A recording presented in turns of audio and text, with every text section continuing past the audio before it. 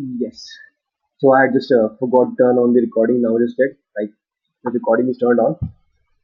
We understood that.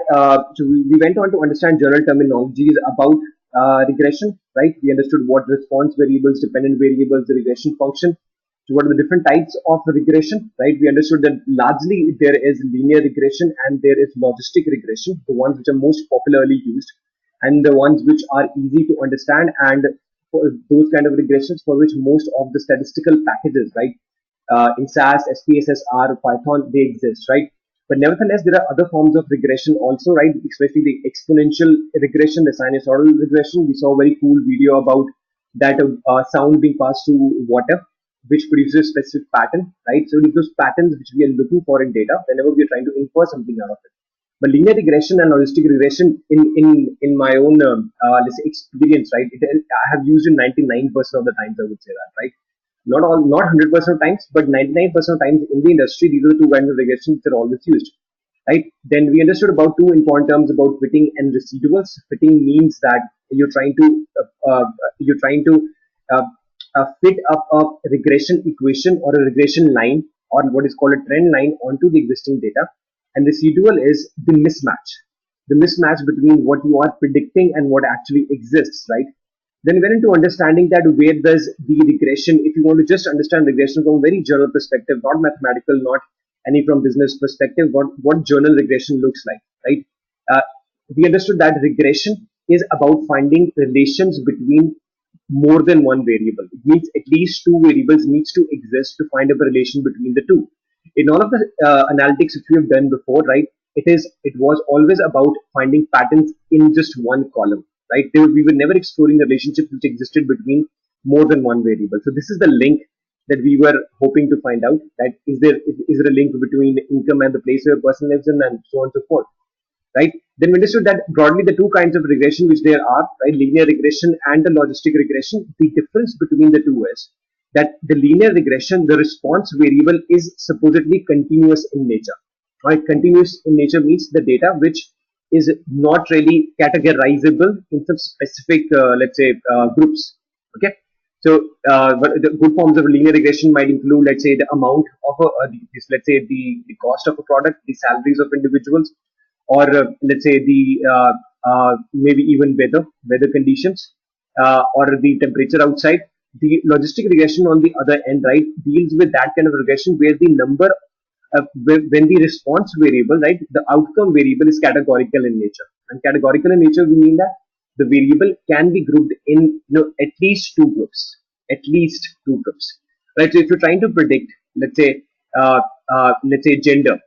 All right, so if you are given up a specifics about, let's say, the BMI of the individual, height, weight, and other body characteristics of specific individuals, and you're trying to deduce whether it's a male or a female, right? Then the kind of regression which you would use is a logistic regression. Or the other form of regression, which also a logistic regression, which can be classified under it, includes those kind of things when we are trying to predict, let's say, uh, which is let's say, basis the economic status of an individual, right? What is the preferred band of, let's say, chocolate that the person wants to have, right? So Snickers, it's an expensive chocolate, right? So not many people would vouch for it. Only for the people who are economically good, right?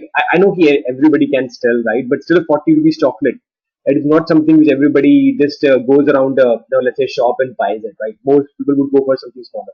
So the type of chocolate somebody wants to have is categorical in nature because there are only few types of chocolates available in the market there. Right? It's not an endless amount of endless types of chocolates available in the market. So logistic regression can be used to predict these kind of entities, right? Overall, I would say logistic regression is a bit of a difficult thing to come by in the beginning, right? And it is something which is, you can say, in the initial experience, in the initial couple of years as a person does, right? It's something which will which can be generally avoided unless it is of very important nature, because most of the times that you all will deal with in your professional life or day-to-day life, right? You will be dealing with continuous data only, right? You in sales data, the most thing which you might be interested in revenue. Revenue is continuous in nature; it can vary between zero to billions, right? And in let's say user acquisition also, right? If you are using a mobile application, right? If Paytm wants to track that basis a specific marketing campaign, or this is the amount of money they put into marketing and advertising, right? So what are the number of users have they acquired for their application? Again, that is continuous in nature because there is no classification of those users, right? So if it is, let's from 1 to billion, again, it could be anything, the number of users that Paytm acquired. But let's say if Paytm wanted to know which group of users have they acquired. Now that is interesting, isn't it? Right? Paytm may would have gone on to, acquiring, let's say 1 million users in 1 year. Let's say 1 million users. That is a problem statement which is linear regression that can be solved using linear regression.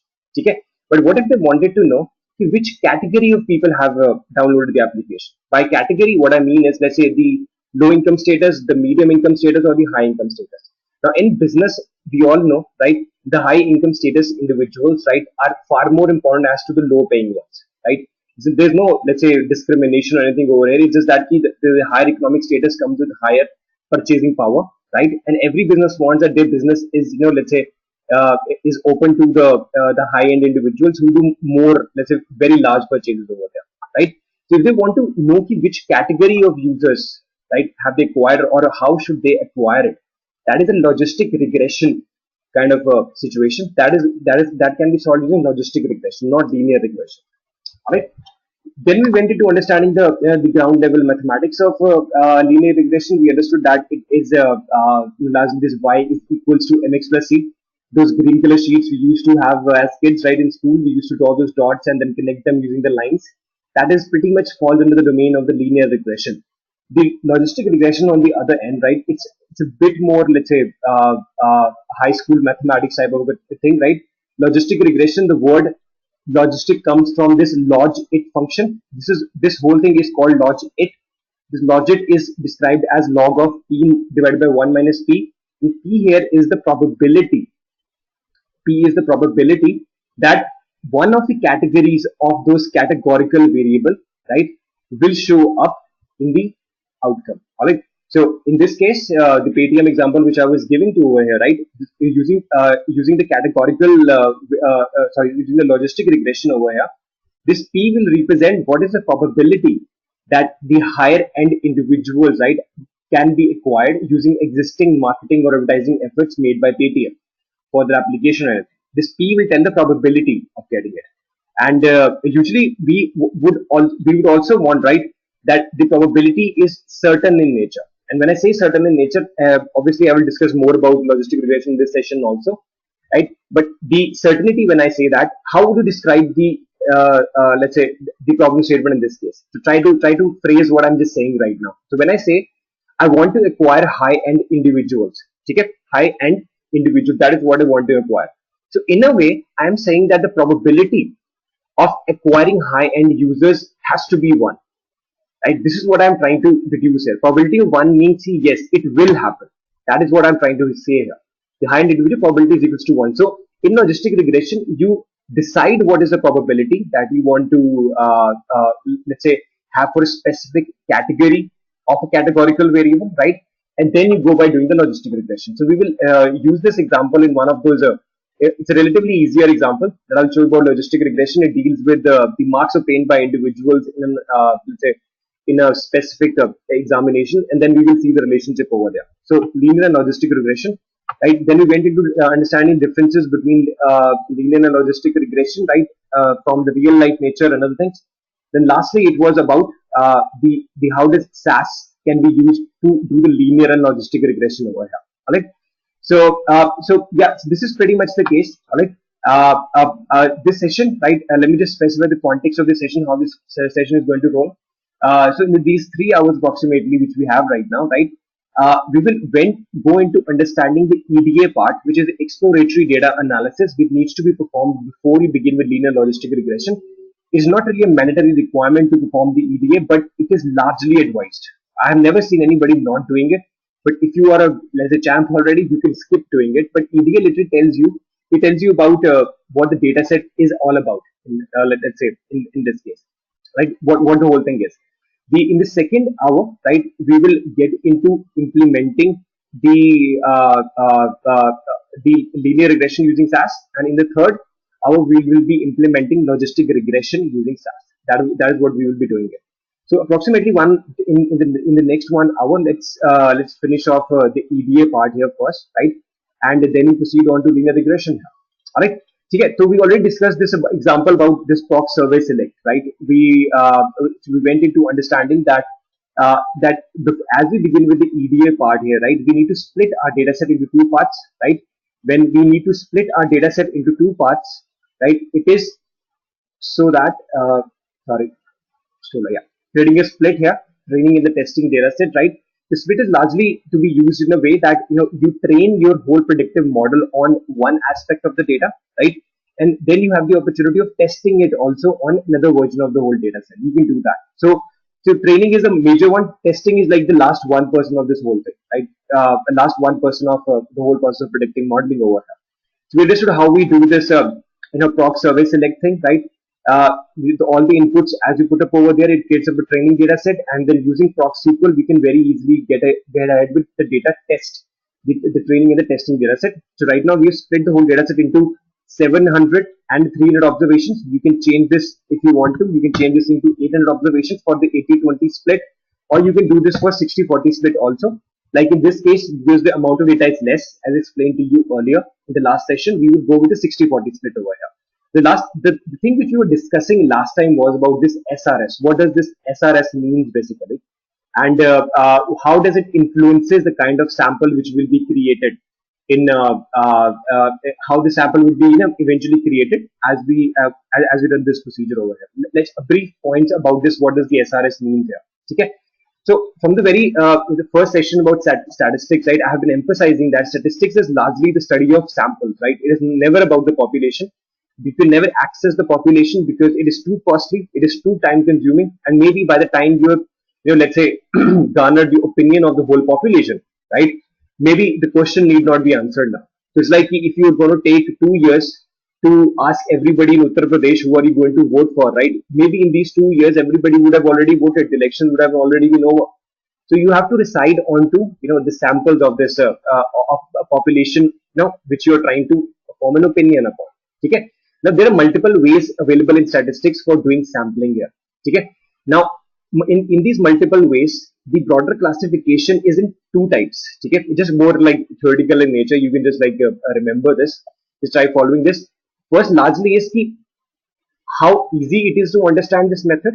Okay, easy. Second thing is just the error rate. Okay. The first thing is about easiness of understanding of any procedure, right? The easiness is related to, let's say, how do you interpret that thing in a day-to-day life kind of a situation. Okay. In that case, the one which largely qualifies is the SRS, right? Whose full form is simple random sampling. Okay, it is called a simple random sampling. I told you it is like the lottery method, which is used in the lotteries also, right? So in the SRS method, simply is this the case that everybody, or in this case, every observation has an equal chance of getting selected. That's it. There's no other, let's say, way of describing it. It is this: everybody has the equal chance of getting selected. In other ways of sampling, right, more sophisticated methods are known, and in this more sophisticated methods which are available to us, right, it could be the case that uh, uh, we might end up getting a better sample over here. So let me just describe you this with a specific example here.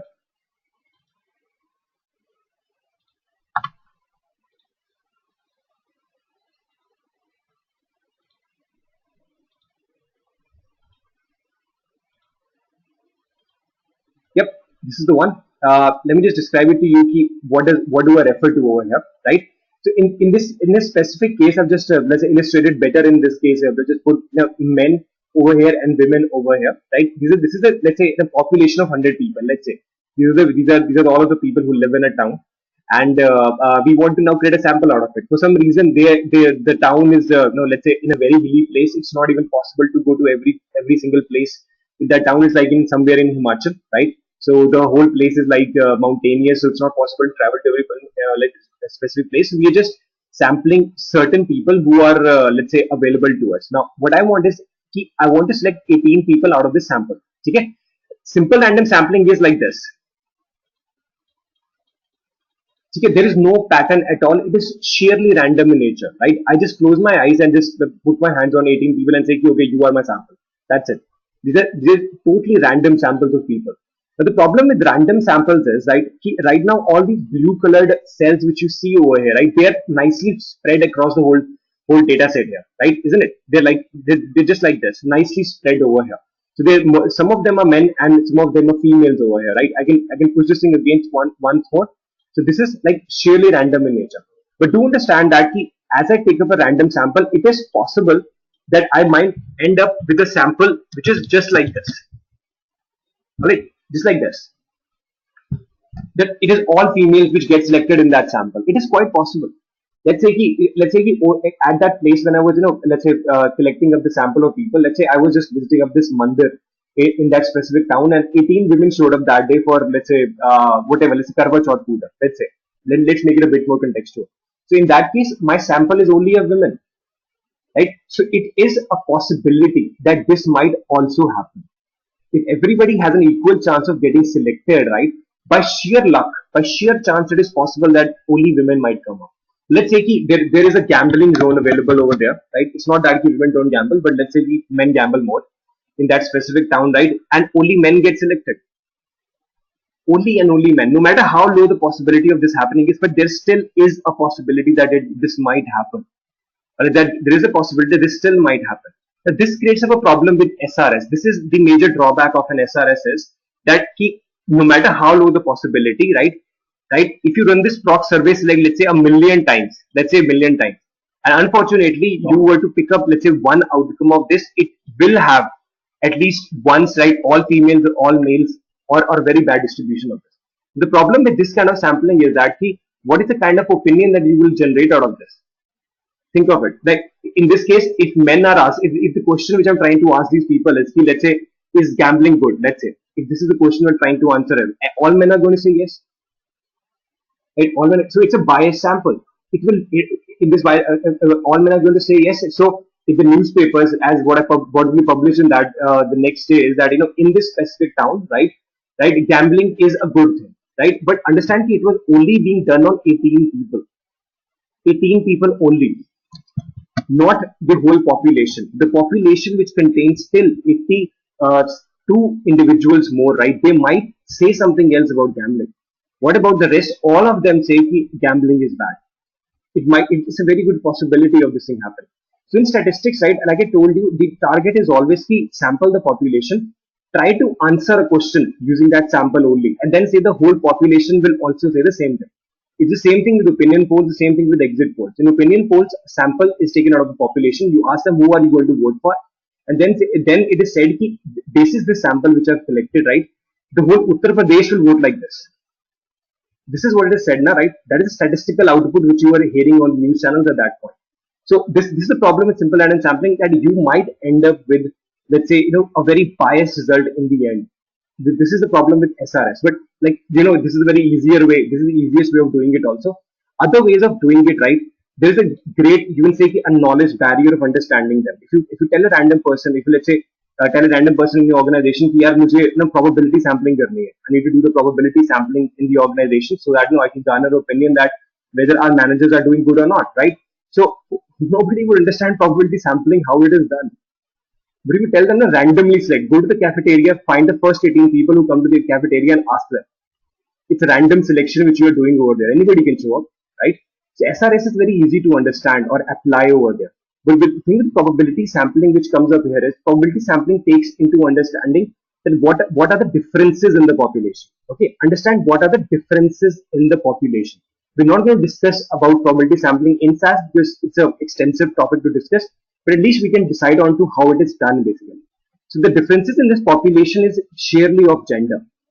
It is male and female. So the probability in a probability sampling, what it would do is it would consider that out of those 18 people which I'm selecting, right, at least 9 of them should be men and 9 of them should be women. This is what probability sampling will end up doing. And in election analytics, for example, the opinion polls or the exit polls as it is done over there, right, it is SRS is not really used. It is a probability sampling or other ways of it are used. Even in fact, whenever you're hearing these exit polls, opinion polls, you'll always see that the news reporters at that time quote the statistical method that they have used to, sample this. You'll always see this. And so in this case, it will take into account the differences in this population. So in the election analytics thing, the probability sampling, the way it will tackle the whole case is that what are the differences in the population of Uttar Pradesh, let's say. Firstly, it is economic.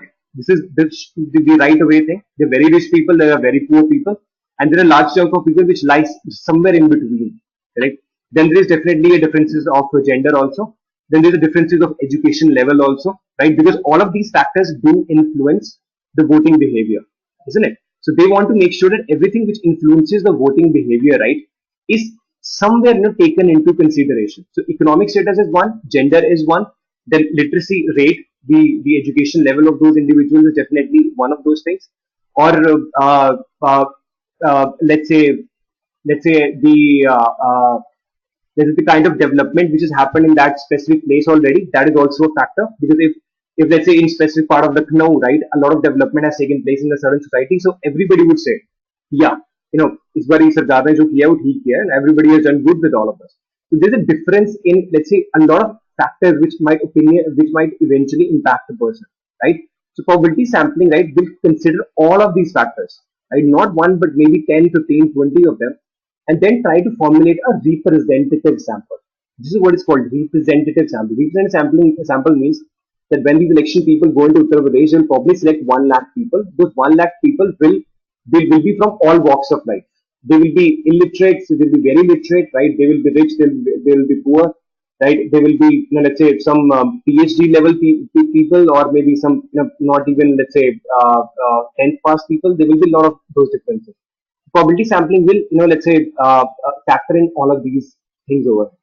But like I said, it's the probability sampling is something which is hard to understand at one go, and it is not right away doable using proc survey select also. But definitely, it's a better one. So you can in your mind take it as, let's say the eventual way of sampling which you should learn. Let's say, as you read about this thing more and more, right? But SRS is like the beginning point, and believe me, in professional organizations also, right, they use SRS most of the time. Okay? Because the last thing which you need to understand about probability sampling and other forms of sampling is that the probability sampling, although it is very good, but it is not always used in all kind of data.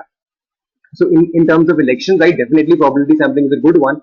But let's say in the terms of claims data, okay, claims, the insurance claims as it happens, the claims industry is a very major one in India, right? So in claims data, the probability sampling need not be used. So let's say in a year, let's say 1 lakh people made a claim with Max Bupa, okay, or let's say Rally Gear.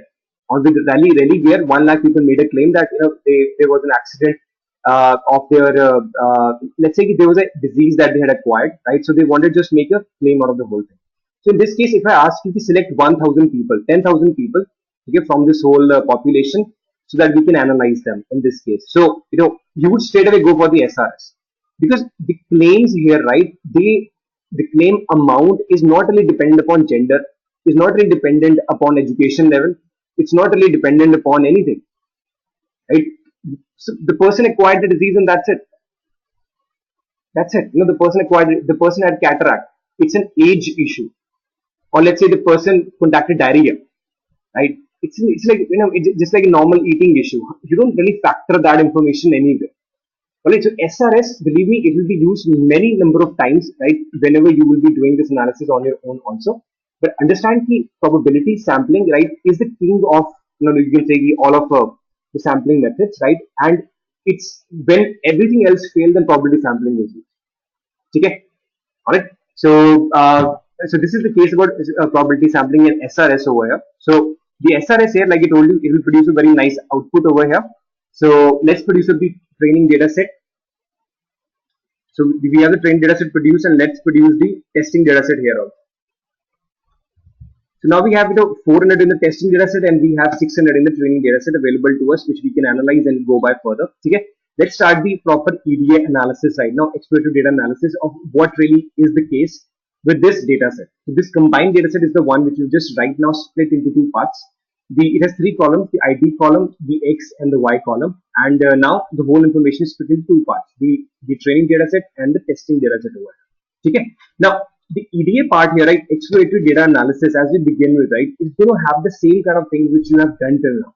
So all of things which you learned in SAS till now, right, they were about describing a data set, so describing some columns in the data set.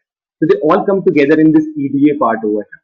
Okay, EDA is where everything you can use these things independently also in other forms of code, because not every problem that you solve in the industry is a regression problem. No, not all problems are regression problems. A large part of the analytics industry is dedicated to just describing what has happened. Simply this. It is not about inferring what might happen. It is not always about this. Sometimes it is just about what has happened. Okay, so it's just like let's say demonetization happened, right? If you want to know its impact on the lives of people, right? You're not really planning for a second demonetization, right? I'm not sure if Modi ji is planning to, but demonetization, it has an event which has happened in the past. You just want to describe it. कि क्या हुआ? ठीक है, what can happen with a second demonetization? That is, let's say, that's a separate question altogether. Nobody is doing it as of right now. Okay, so now let's see how the EDA part actually works out and what do we do in the EDA part. Okay, so as always, let me give you an example that how have I came up to know EDA as how do I interpret that. Okay, take EDA like EDA is like dating a person. Okay, I call dating a data set. This is what I call EDA as, right? So if you date a person, let's say, if you right swipe a person on Tinder and you land upon a date with her, right? So there are two ways in which you can let's say describe what has happened. Okay? One is let's say you'll be describing the person. I might say oh, she looks good, right? She's good to talk to. She's good educated. She has a good educational background. She has those mannerisms, right? So in this specific thing which I described to you, told you right now, what am I trying to tell you, right? I'm describing the person. In describing the person, what I'm doing is what the person is already. It's just by the overall shallow look of the person. Shallow look. Okay? I'm not even like making up a relation that whether her mannerism is because of her education level or because it was, let's say, because of the environment she was brought up in. Okay? Let's say I go on a date and then I see her, let's say, being impolite to the waiter. That's it. This is what happened. Now I'm inferring that she actually isn't really a good person. Now I'm inferring from the actions, right, which she is, right, what she is. I'm inferring from what she is that from her action, right? Like the action speaks louder than words. This is what I'm saying. That loudness part is the inferring part. So in the same fashion, right, when I say dating a data set, right, it's the same thing. So when you look at a data set, there is one part about descriptive statistics. You get the ones which we did before already: mean, median, mode, variance, standard deviation, the percentiles, the quartiles, and so many other things. There are so many ways of describing a data set. See, what is the data set? And then there is inferring from the data set that what there is in the data set, multiple columns, multiple variables, right? How do they relate to each other? Can we detect a pattern among those two relationships? Now, in this EDA part over here, right, we do both. In descriptive part, we will just try to learn more about the data set. That's it. We will just try to learn what the data set is all about. That is describing the data set. The other thing is inferring from the data set that is there any relationship between, let's say, any two variables or not. Okay? And finally, when you've done that, then regression is predicting what let's say she would be in the future. Let's say this is what I'm saying. Let's say this is how the first date went, right? Was it just like a normal, like once in a while kind of a thing? Maybe she was having a bad day, or is she like this? That is regression, projecting her behavior, what I saw in one date, right, onto maybe multiple dates, maybe a relationship later on.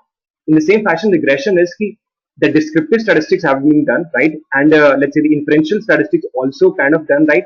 Regression is projecting with this kind of information, how would the data project in the future? Okay, that is what regression is. All right. So let's begin this. Okay. So the first part is always about describing of a data set is that you run up the proc datasets procedure onto it. Okay. We know that the proc datasets procedure, right, simply tells us about the metadata of the data set. The metadata of the data set, as you know, it is about data about data. It tells you that whatever data is in over there, it will give you an overall, let's say, overview of what the data set actually looks like from a top level perspective. Okay. So in this case, it simply tells me how many observations are there, the number of variables, the observation length, is it sorted or not. Even it can tell me about this. That the typical other useless information, it doesn't really of any importance to us as of right now. But this one is the most important one. Okay. What is the different variables which are present in the data set? So we know there are 3, but it was important to know they're all numerical in nature, and all of them have length is equal to 8. Okay. It is possible to have a length less than 8, but then the precision suffers. But length of 8 is something that is journal in nature. So this is all important in nature. Okay? Now, I can do the same thing for the data test data set also. Test data set also. It gives me the same kind of information, that 403 variables, and again, obviously the variables are going to be the same in this case. Okay? So it just tells you overall what really there is in the data set. Everybody, believe me, every one of you is going to skip this step. In real life, everybody says कि छोड़ो यार, proc data sets, proc contents क्या ही run करना है, पता तो है क्या, right? This is what everybody thinks, चलता है, but that is wrong. I would say that. Right? Always remember, proc data sets or proc contents is very important, because in larger data sets, right, it is not possible to double click onto a data set and then see how many variables are there. Right? I always brag about that. I have worked in data sets as big as 1900 columns over there. Just imagine, it is not possible to even see what whole kind of data set is it all about. Alright, it might look like in the beginning, right? It might look like using this value, right? This might look like if the IDs are 1, 2, 3, 4, 5. I might assume that ID column is a numeric one. But let's say some fool who was making up this data set might have created this as a text column. It is quite a possibility, because text columns can absorb numbers, but numeric columns cannot absorb text. So by just looking at the data set, I cannot say nothing. So proc data sets is the only thing that can tell you the right thing about a data set. So never skip this part, always, right?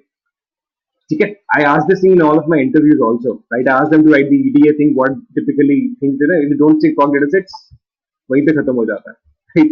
Alright. Okay, so now, armed with this knowledge about this data set, that is very journal in nature. I think I can tell you a bit more of things over here.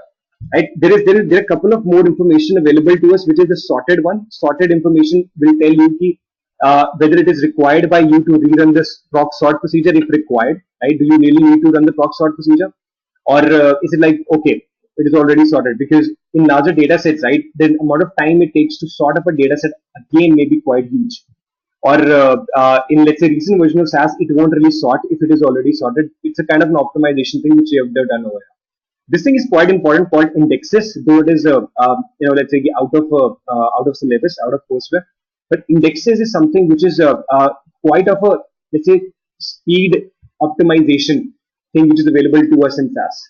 To get indexes, if you want to if there's any index over here, right, which is usually the unique column in the whole data set, that is what the index will always be, almost all of the number of times, right?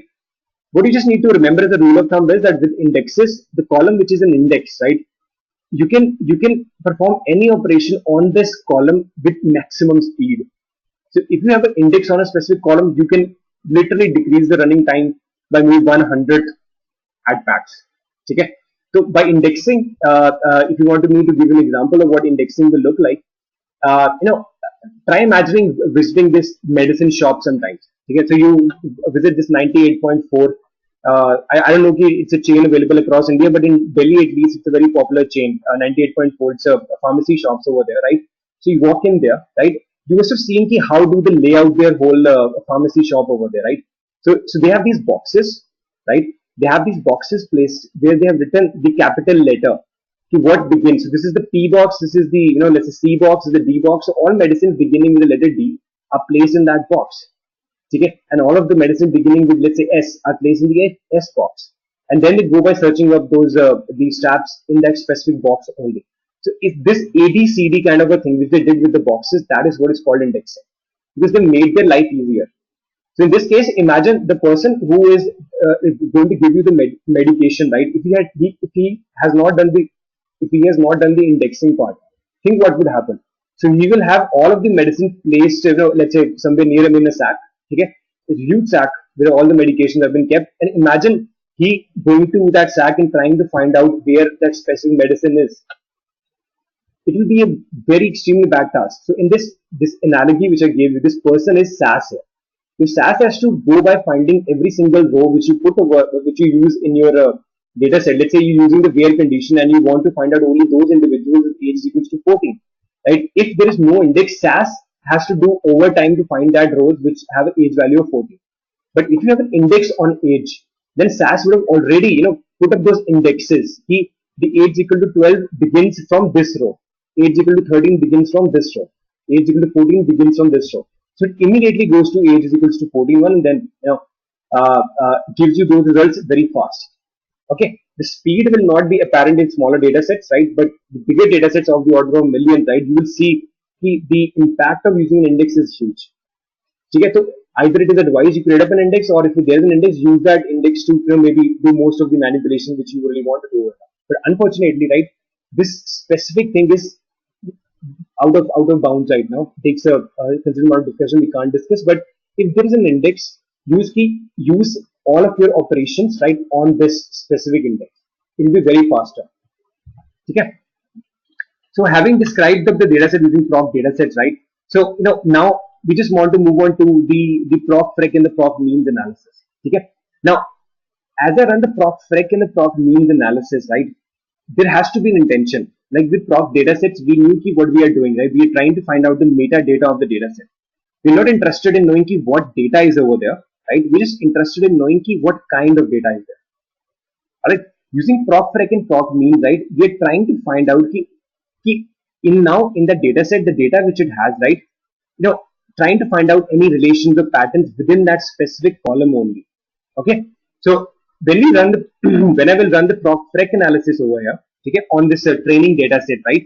So it is going to give me, that those tables, right, where it will give me the frequency and everything else, right? But the intention, right, here, as I clarified to you, it is about finding, which kind of within the same column, what are the patterns and the grouping which is available to in that column itself. That is the intention which we are doing. Now, this intention, link it to the eventual outcome. What are we trying to deduce by that? Okay, there are two things that you will now would really want to observe as in the proc frec analysis, right? It is about the detection of the outliers, and the next one is this detection of the missing values. Alright, these are two things which you are looking for as you're doing the proc frec, and in fact in the proc means analysis it can also give you the number of missing rows that it can give you, but we can begin an analysis with the proc frec itself. Okay, so let's run this thing and then see then try to see what are the patterns which are coming up in one column only.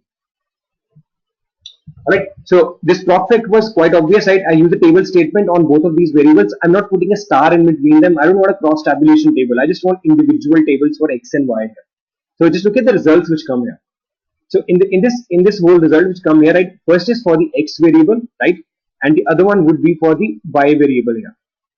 The other one is for the Y variable. And it simply tells you, this proc frec is that, let's say every single observation, right, as it comes by, all the possible values of X which exist in the data set, right? And what is their frequency here?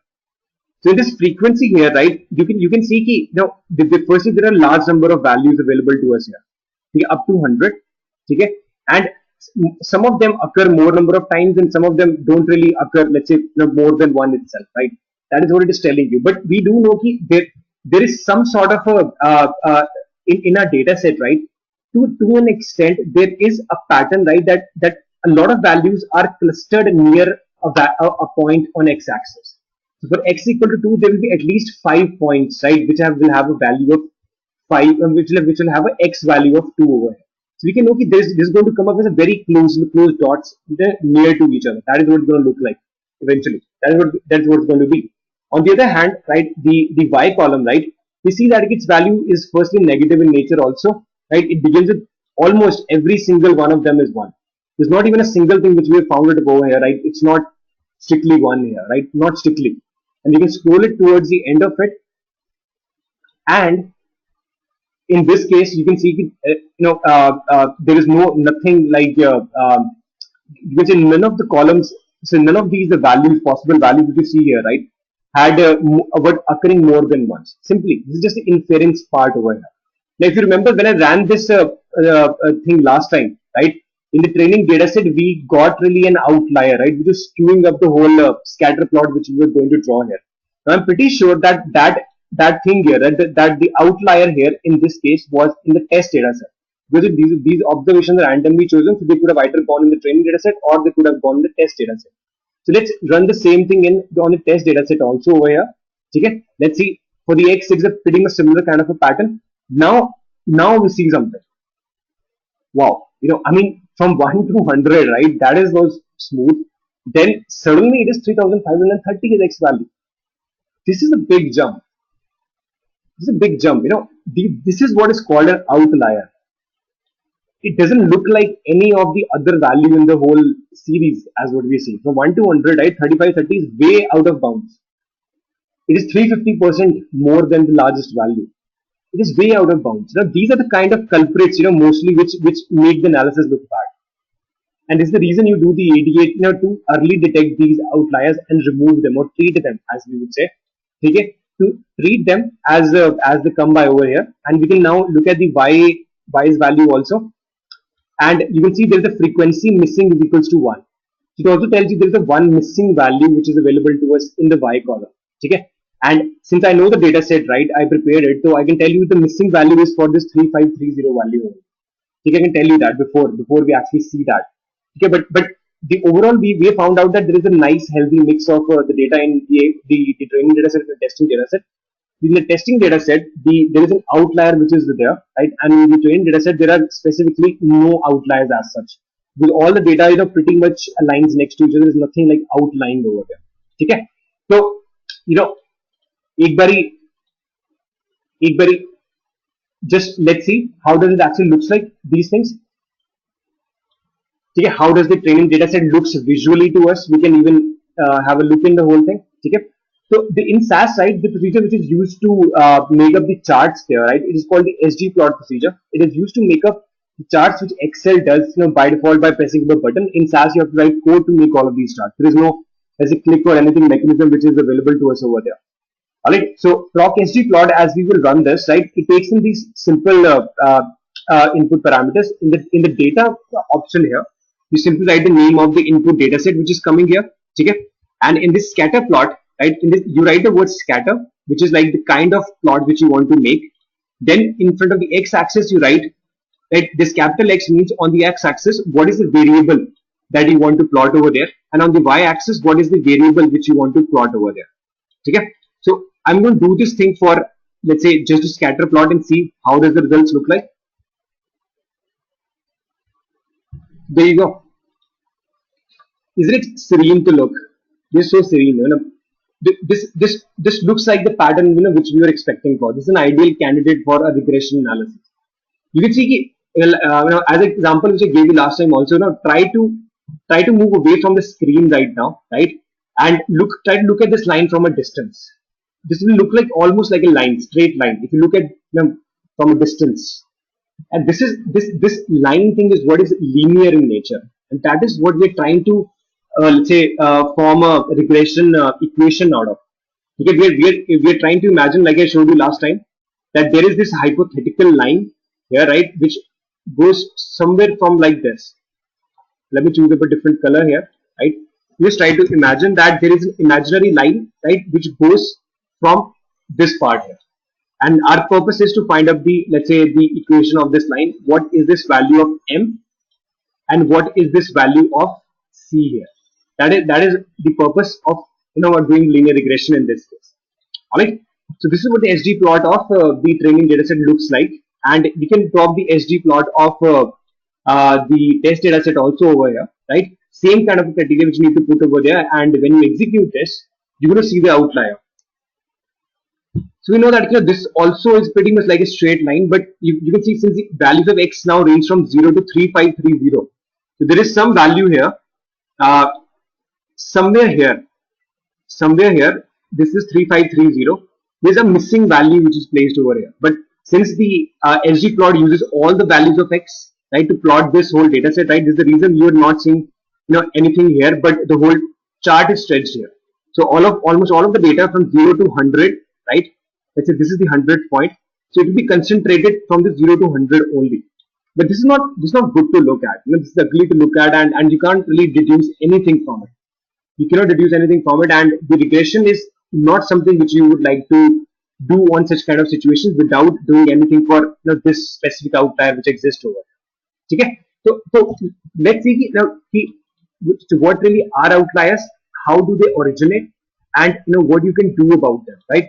to move forward, right, we need to treat the outliers in one way or the another, so that they can be adjusted and let's say tackled easily as we are doing up all of that analysis. Okay? So let's look at this outliers part. Okay? So in by in let's say in journal terminology, this is how outliers is defined as anything separate or out of the ordinary. It is something which is called an outlier. Okay, but in statistical terms, right, if you want to describe it, right, you say an outlier is an observation that lies an abnormal distance from other values in a random sample. Look at this, random sample from a population. So simple random sampling again. Okay, from a population. This is what we're trying to do. So population was of 1000. We chose a random sample, and any observation which is 3530 on the x-axis, which is an abnormal distance from the other values. The other values are from 0 to 100. 3530 is way out, like way out of the whole thing. That is what qualifies as an outlier here. Okay? Now, the thing with the outliers is, right, everything in the next couple of slides, which I'm going to, let's say, teach you right now, right, do listen to it very carefully, because this is all interview stuff. Okay? These are kind of questions they will ask you in the interview, and I mean, you don't really want to falter on this thing. Okay? The typical question which gets asked you in the interviews, or which is a good interesting point to know about also, where does the outliers originate from, basically? Where do they originate from? And are they always bad?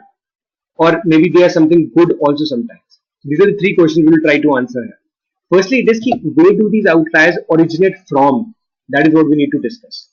Okay? So, the whole data life cycle part, right? There's a data collection part which begins at the beginning, right? Where the data is being collected. So in this election analytics kind of a thing, going to people, asking them who are you going to vote for, right? The information at that point is recorded. So these days there are Android or iOS applications, right, where you can literally ask a person, and you can automatically record the response over there. And but let's say traditionally in a lot of organizations, or majorly which I'm going to speak about is the insurance organizations, right? If you're making up a claim in an insurance organization, right, still they would require you to fill up a claim on paper, or maybe even if there is a online filling up facility over there, still some people who don't have access to internet, right, they will have to use paper to do it. Even the income tax returns, even the GST returns, it is possible to do them online. But still, there's a lot of people ranging in crores, right, who like to do this thing on paper. Now, what happens in this case is that for the purpose of documentation or record, right, the Indian government or the insurance organizations can have these data entry operators, right, who look into these physical paper forms and then type this thing in the online software where these things are digitally recorded. So in this outlier kind of a situation, right, it could be the case that somebody was writing that this person made up a claim of 1 lakh rupees. And he's by mistake he pressed 2 more zeros, right, and the value now became 1 crore, right? So 1 crore as a claim amount is not something which most people will do, or even if they do, right, it is something which is going to be out of the ordinary, right? It's going to be out of the ordinary. So a lot number of times, right, mistyping is the reason, okay, for the outliers to originate in the first place, okay? But do understand that a lot of times this mistyping might also be deliberate. Some people like to fudge the data, okay? So they might deliberately be doing it because of maybe one reason or the other, whatever it is. But mistyping is the primary reason. Whether it is done with good intention or, let's say, knowingly or unknowingly, that is like a separate thing altogether. But I've seen in insurance industry, right, some of those data interpreters deliberately do it. So because there is some kind of a reward associated with the amount of claims total, which they recorded on the digital print running. Maybe this is the case. The other thing is sometimes the outliers may be genuine in nature. Okay? It could be the case that sometimes the outliers are genuine in nature. Now, maybe most of you don't know that, but Mark Zuckerberg, right, the CEO of Facebook, right, he has a salary of $1 only. Okay? Because the guy pretty much gets $50 million as his bonus. That's a separate 300 crores as his bonus, right, and $1 as a salary per month. And the only reason is because of tax saving purposes that they do, and a lot of CEOs, even in India and in other countries, do this thing that they take away very small salaries and they take away all the bonuses at the end. And so in this case, if we were to, let's say, create up a data set of the salaries of all of the individuals in Facebook, right? So, so $1 is not going to be the salary of even the janitor over there. All right, it's not going to be the salary. So it is an outlier definitely. In Facebook, most of the Facebook employees earn at least $1 lakh a year. Okay, that is what they do. That is what the median salary in Facebook looks like. But $1, no. That comes to $12 a year. Nobody earns that less in Facebook except for Mark Zuckerberg. So in this case, the outlier is there, but it is genuine. Okay, so outliers, they may exist. Are they genuine or not? Right? This is the first thing which you need to think about. They could be genuine also, or they could be non-genuine. Non-genuine, as in the case of let's say this mistyping kind of a thing. It's non-genuine in nature. But genuine is the kind of salary which Zuckerberg takes. Okay? The the other thing is, what are other ways in which outliers can originate, right? The data collection error is another one. The data collection error is usually associated with electronic instruments, maybe a specific pollution recording apparatus, right, in a specific city, right, malfunction, and it showed, let's say, the zero value of pollution across the whole day. So it is not really possible, even on extremely clear days, right? There will always be some dust particles in the air which can be recorded by an instrument. So zero is not really a possible value. So these outliers can also originate from that place. Incorrect sampling technique is another. So in this incorrect sampling technique, right, this is again, the SRS can be used in this case. So let's say let's take the case of Mukesh Ambani ji in this case. So Mukesh Ambani ji doesn't take $1 as salary home back home, right? He takes crores and crores of rupees as salary because it's a public firm, Reliance, right? So he will get a salary. He's a director over there. So in that case, if we were to have a data set of salaries of all the individuals in Reliance, right? So if you choose a simple random sampling over there, right? So in that case, no matter how low possibility, but there is a possibility that one of those samples, right, will have Mukesh Ambani's salary also. So that salary is not going to look like any other managers or a person's salary in the lines. So it is a genuine outlier. But let's say in probability sampling, this possibly would not have occurred because it would have, factored in for the differences in salaries over there. It would have seen there, there are certain salaries which is one salary in whole of lines, which is like of the order of crores or Arabs per month, maybe whatever it is, right? So by the way, Mr. Ambani makes 1 lakh rupees per minute. That is the whole Reliance dynamics. 1 lakh rupees per minute. That is their overall revenue. Right? So I can imagine the monthly payouts of Ambani ji kitne hoenge wahan pe. So in probability sampling, there is an extremely low amount of chance, almost negligible chance that Ambani's salary will not come in any sample because it will factor in that thing. But in SRS, there is a greater probability, if not large possibility, that Ambani's salary will come up in a sample. Yeah. There are incorrect assumptions also, right? So in this case, you can say, how I describe this. So a lot of times when you're performing up the analysis on the data set which you have, right? Maybe the way you collected up the data, right? When you were collecting up the data, you made up a wrong assumption at that point. So you thought that let's say while going to Uttar Pradesh and finding up the people to sample over there, right? You like to think everybody is let's say poor over there. Let's say somebody thinks like this. So he says he only goes to those poor places in a city and says, okay, this is what the rest of the city will look like also. So that is incorrect assumption. That is bad. So ideally what this person should have done is he should have collected the census data of Uttar Pradesh, right, which the Indian government holds, right, and then run a proc frec onto it, proc frequency, and then he should have seen how many low income, high income, and medium income groups are there in Uttar Pradesh, and basis that proportion which comes up over there in Uttar Pradesh, then he should have gone to those places in a specific city to collect that kind of information over there. Alright. So the distribution of the data, right, which exists, if you make an incorrect assumption about it, this distribution of incomes, let's say, right, if you make incorrect assumptions about it, you're going to definitely end up with outliers, right? You're going to end up with a data set with everybody is going to be, let's say, very poor. This is bad, which is incorrect. So incorrect assumptions also leads to outlier problems. So understand key, these are 5 reasons it may come up. Outliers, whether they're genuine or non-genuine in nature, right? This is non-genuine. Okay, this is non-genuine. This is non-genuine. Again, non-genuine. This is genuine. Okay, and out of this, right, it also begs up a question here, right? That are outliers always bad, or are they can be good sometimes also? So obviously bad, बुराई तो बहुत कर ली हमने outliers की, like we already spoken a lot about the like outliers might be bad, but think about the genuine things. Think about what happened in the Nirav Modi case. The people, the auditors at PNB, right, when they were trying to analyze where has the money being given by PNB, right, how many loans have been offered to different individuals, they were looking for outliers.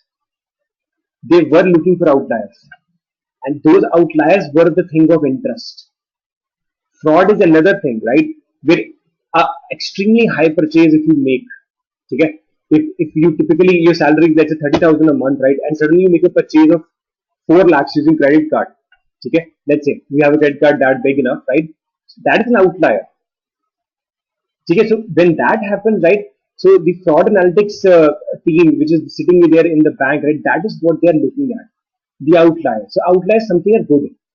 So listen, it is the outliers on which the whole fraud analytics industry is based upon. If there were no outliers, right, all the fraud analytics industry people will lose their jobs. Okay, they will lose their jobs. Outliers are good also, right? But you need to see the context behind it.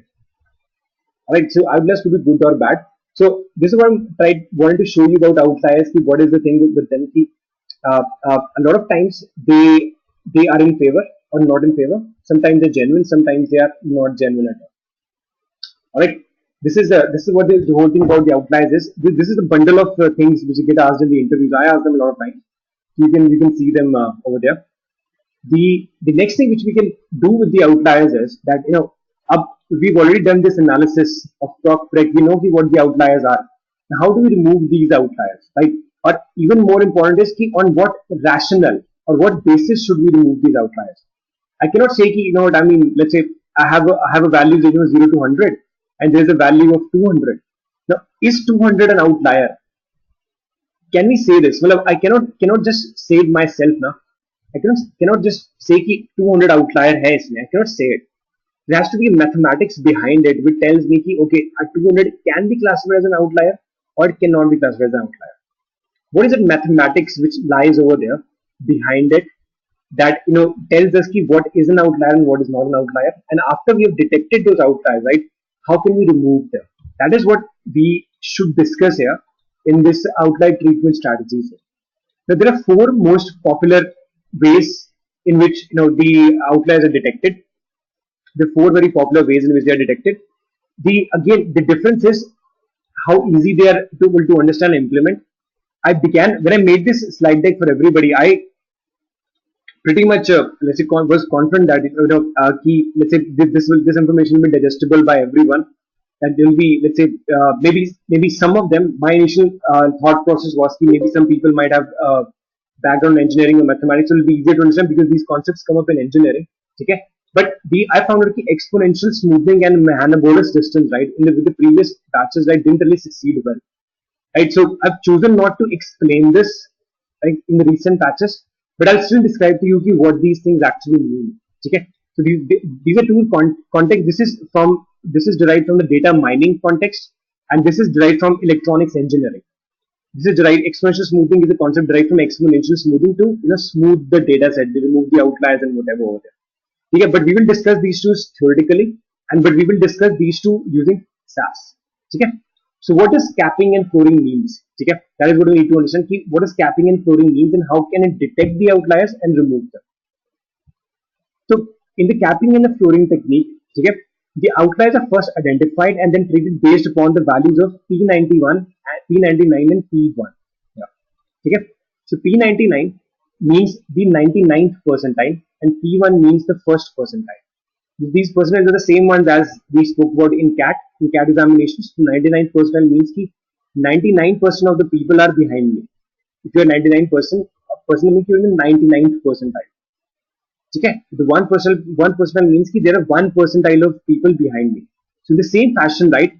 Once we calculate the P99 values of our data set, right, and the P1 values, we can say that all of the data which lies between P99 and P1, from the first percentile to the 99th percentile, that is genuine data. Anything which comes less is not right, and anything which comes above is not right.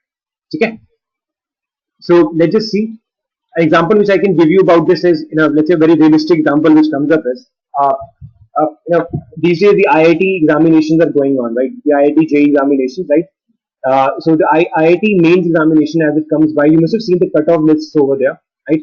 So what you would notice is, the cutoff list, the way typically it happens is, there will be some people who are overachievers. There is, I think, a couple of people who have scored 360 out of 360 marks in IIT examination. That is like that. Those are rank one, rank two people, which you're going to get over there, right?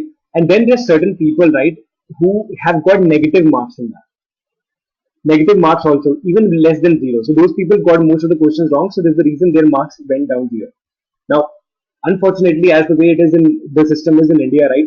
Some of these people who got negative marks, right, also qualified for the advanced examination because, let's say they were of a specific category, right?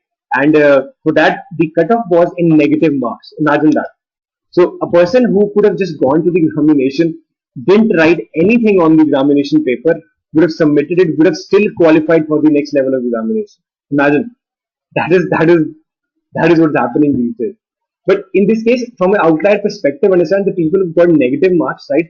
They're again outliers because they're not going to be much, right? And in the same fashion, there's some people who got 360 out of 360. Again, they're not going to be much. So both these extremes of data point, right? They are useless to us, right? So what we in this case also what we would have done is to analyze these outliers. We would have gone for the first percentile, in which there's almost people who scored, let's say, 355 and above. Okay, almost the people who scored 355 and above are not considered. And any person who, let's say, if the lowest marks in the examination was minus 20, let's say, anybody who got less than, let's say, minus 15 will not be considered. Anybody who got less than minus 15 or more than 355 will not be considered in our analysis. So how do we do this basically? Okay, we need to, for doing this analysis here,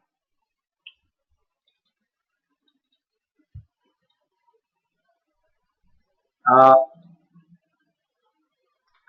just give me 1 second. I have examples prepared up over here, but let me just show you here. I think we can write it here itself. Why not? P1 and P99.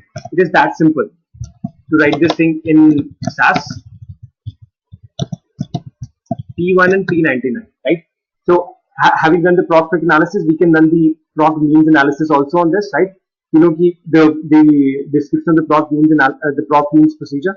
So as we run this, let's see what are the kind of statistics do we get. So it's a typical thing, right? It's a numeric variables on which it runs, right? It just tells the number of observations, the number of missing observations. There are no missing observations in our training data set, right? So mean, median, everything, right? And this is the case. The first percentile and the 99th percentile. This is what the first percentile and 99th percentile we were looking for. I just kind of remembered that actually the outlier was there in the testing data set. Sorry. So this is what comes up, right? You can see there's one missing value, n miss, right? It's called n miss. That is what it gets. Tells you, and this is the first percentile and the 100th percentile. From this first percentile and the 99th percentile, you can see what are the values over here. So in our case, right, on the x one, right? Remember on the x axis. Sorry, so for the x variable over here, remember the kind of results which we got.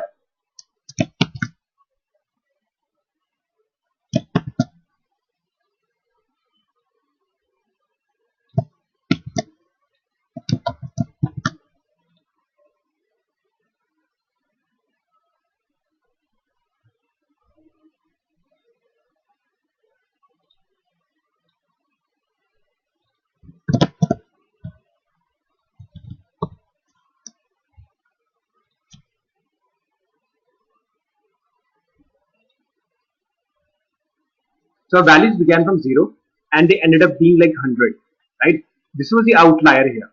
Now see what the first percentile and the 99th percentile tells us. It tells us कि the first percentile is 0, ठीक है, 0 से शुरू होता है, first percentile भी 0 पे ही है उसकी, and the 99th percentile is at 100. So anything which lies between 0 to 100 will form part of our analysis data set. Okay, I'm saying this will form part of the analysis data set, and right, anything beyond it needs to be removed. Okay, that it needs to be removed. So after that, once you've understood this, it is like fairly simple. Right, it's fairly simple. We can go back to the slide deck over here, right? So what you need to do is in capping and flooring, right? So values which will be higher than, let's say, an alpha is just a multiplicative factor which you can choose, times P99 are, and the values which are, let's say less than this are capped and floored at these specific instances. So what happens in this case is, let's say if we have our testing data set now, where do we go? Proc means was there, right? So I can create up a new data set, let's say new test data set. Okay, let me just do this thing in a library, right? I would just set my existing test data set here, okay? And then I would simply say I only want those observations. Now I'm trying to filter those observations, right? Where all the values of x, right, is greater than the value of, let's say, 1, and x is less than 100. Greater than equal to, we just need to put up over there. So this is how I do it. Okay, this is what I do. And so when I execute this now,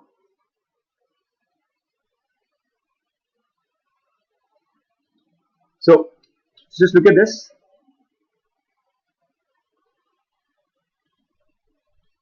Just give me 1 second. Just give me 1 second here.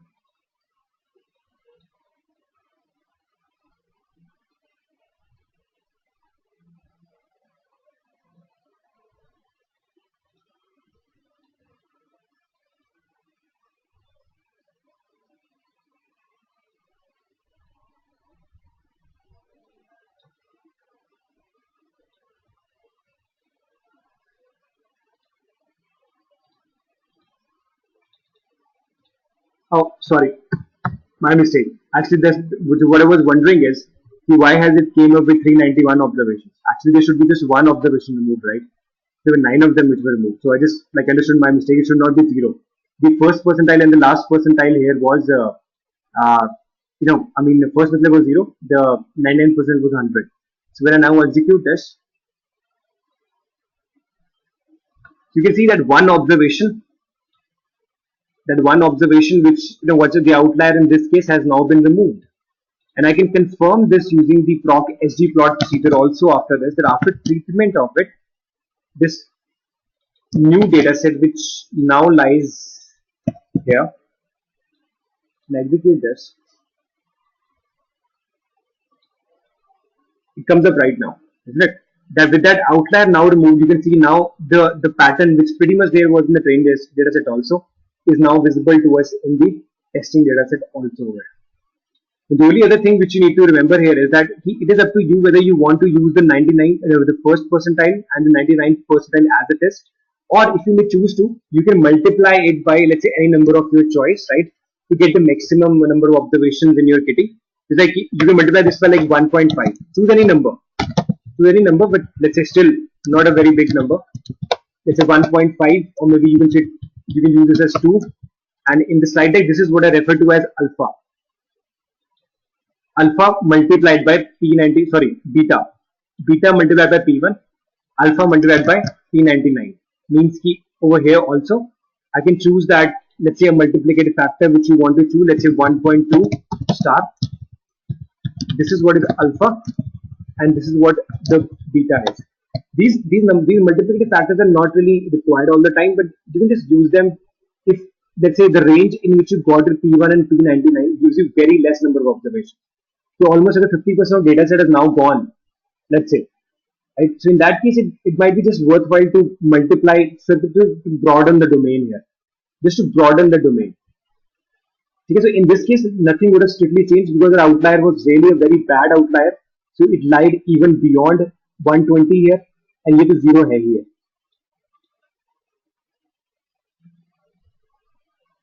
You see, still it is the same number of observations which show up over there.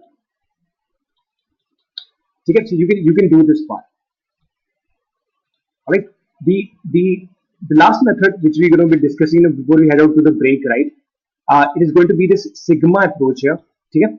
The sigma approach, as it comes by, right? It is again very easier to understand. It just says you one thing, right? It just says that with the sigma approach, a value is identified as an outlier if it lies outside the mean plus minus x times sigma, where sigma is the standard deviation for the variable and x is an integer. That is what it is. So x is the multiplicative factor again here. Okay? Mean is simple, mean sum of all numbers divided by its count. Sigma is the standard deviation here. Okay? So again we go back to our the prog means analysis which we formed here. Okay? So in this data set which we had, so it's a typical prog means which I ran, and I got this mean values. Okay? I got 59.23 as my mean value here. Okay? And the standard deviation in this case was 176.34. So this is what the mean is, and this is what the standard deviation looks like here. What I mean, and this is the standard deviation. Now what this says is that only those data sets should be considered, right, which conform to a specific methodology, which is this one. Okay, so let me just create this new data set 2 here now. Let's say we just create this. And with this what this sigma approach tells you is that you need to have only those observations which conform to your mean value, which is 59.23 here, right? 59.23 minus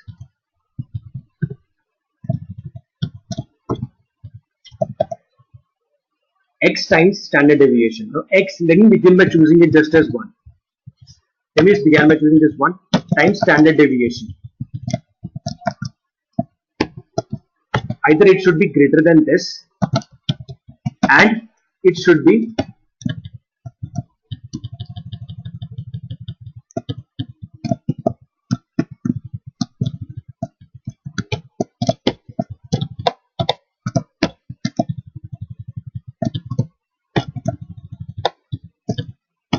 less than that. So it should be greater than this number.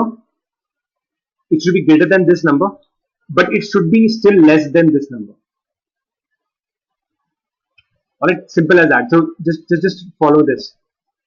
Mean plus or minus x times sigma. X is in this case was 1, sigma was the standard deviation, and mean was the one which we were speaking about. So when I run this thing, right, so you know this value is going to come up as negative, and this value is going to come up approximately like 225, maybe something like that. So when it runs this, so as I run this, so this is the value. Okay, what happened?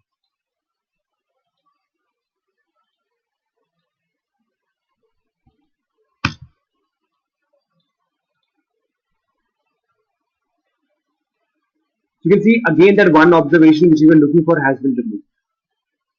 The outlier observation has been removed using this sigma approach also. Alright. The sigma approach again is very similar to the previous one. It's just that the way you do it, P1 say like P99 is something which is mostly used. Okay. This one can also be used, but it's not generally popular because let's say it's again a bit difficult to imagine that in let's say in your minds. P1, P99 are easier to understand. Right? Have you ever heard, let's say, the CAT, the IM people telling that we select only those people, right, who get mean plus minus 2 or 3 times standard deviation as marks? Do they say that? They never say that, right? They never give you ranks like this. They never tell you your ranks were like mean plus minus 1 time standard deviation. They said you were in the 99th percentile, you were in the 20th percentile, you were in the 40th percentile. That is what they say. But this method, I would say this is something which should be mostly used also.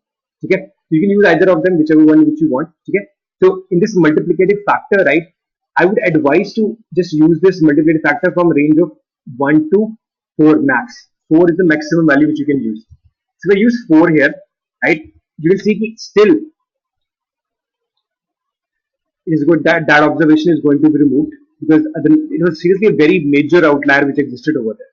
So 4 is like the more you will increase this x value, right, the more the spread of the data would become. More amount of data becomes eligible to be considered in this output data set, right? Very few of them will be left as outliers.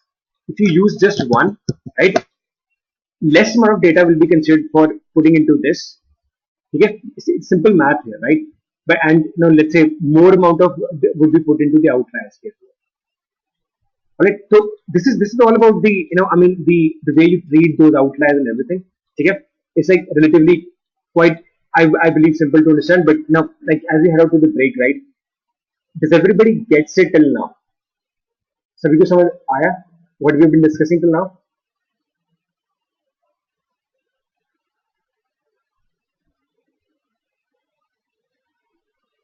Anyone?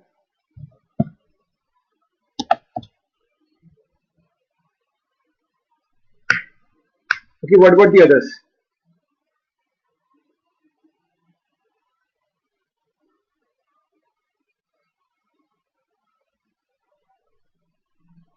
All right, Srinath, Vipul.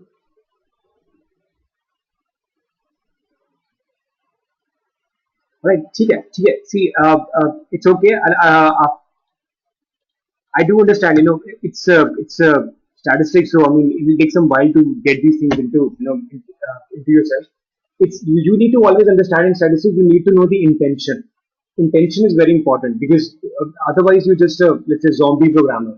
I would say just moving and doing coding and ever. My intention always has been to describe you why before you actually do. Why you need to that is more important. So let's head for a 5 minute break only. Okay? And we can spend about 5 more minutes. Let's say revising what we discussed in the last 1 hour or so. Okay? The after we come from the break, right? Our intention is to do the talk regression part right away. There is just one thing left after that, which is about the missing values. That is something which is relatively easier to understand. How do you remove those missing values? Because there are only four ways in which you do this. Uh, yeah, this one. Only four ways. It's actually pretty easy how include the missing values. Okay, so let's return back at 11:30 and then we will then rediscuss about, let's revise what we learned.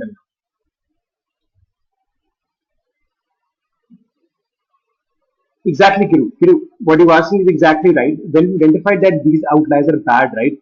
Right. First, in the case of let's say Nirav Modi, then let's say the auditors over there would have run proc check on the data over there, right? Their intention was just to know is there an outlier or not. That's it, right? They were describing the data set only. You need to treat the outliers only if you are planning to do the regression part. You need to treat the outliers only if you want to do regression. Okay, if you are not doing regression, right, if you're just doing the typical let's say the normal thing which are typical knowing, like the demonetization example which I gave you, right, if you're trying to understand what was the impact of demonetization as it happened, right, you need not treat the outliers, you just want to know what happened. So if somebody died, maybe many people lost their property, many people went bankrupt.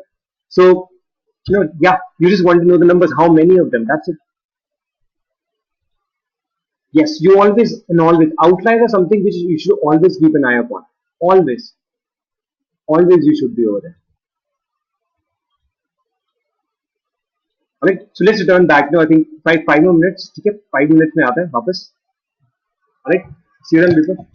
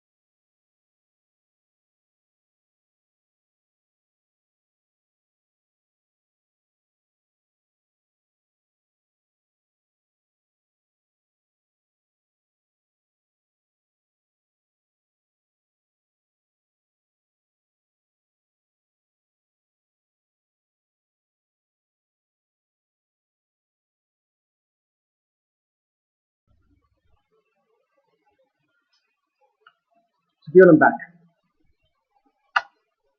Right, so let's just go through a revision of what we did right now. Okay.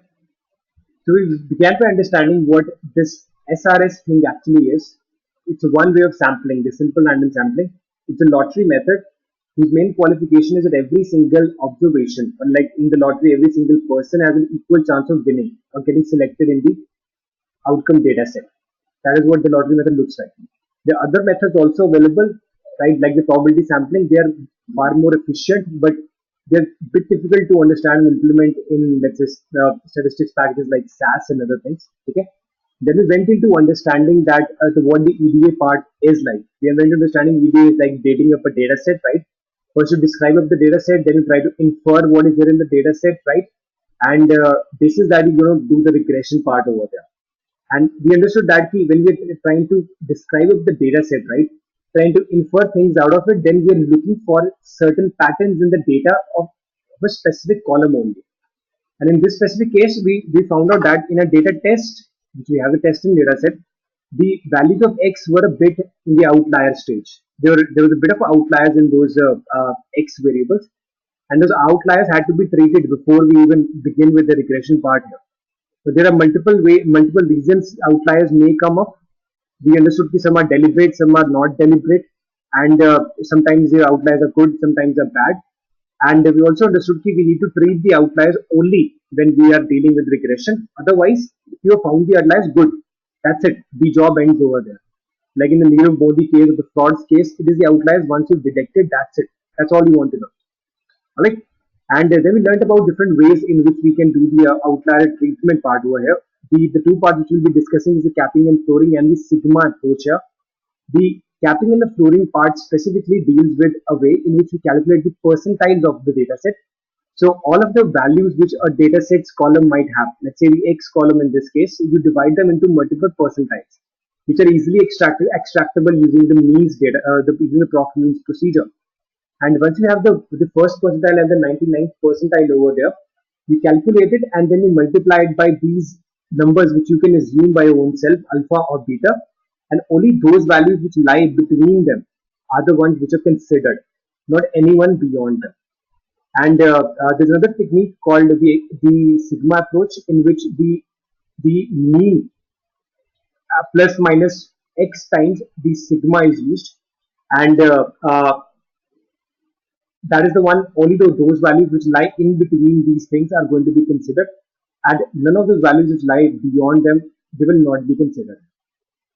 Okay, so just let's see the results here, right? When we ran the proc means thing here, right, on the testing data set here, this is what we got.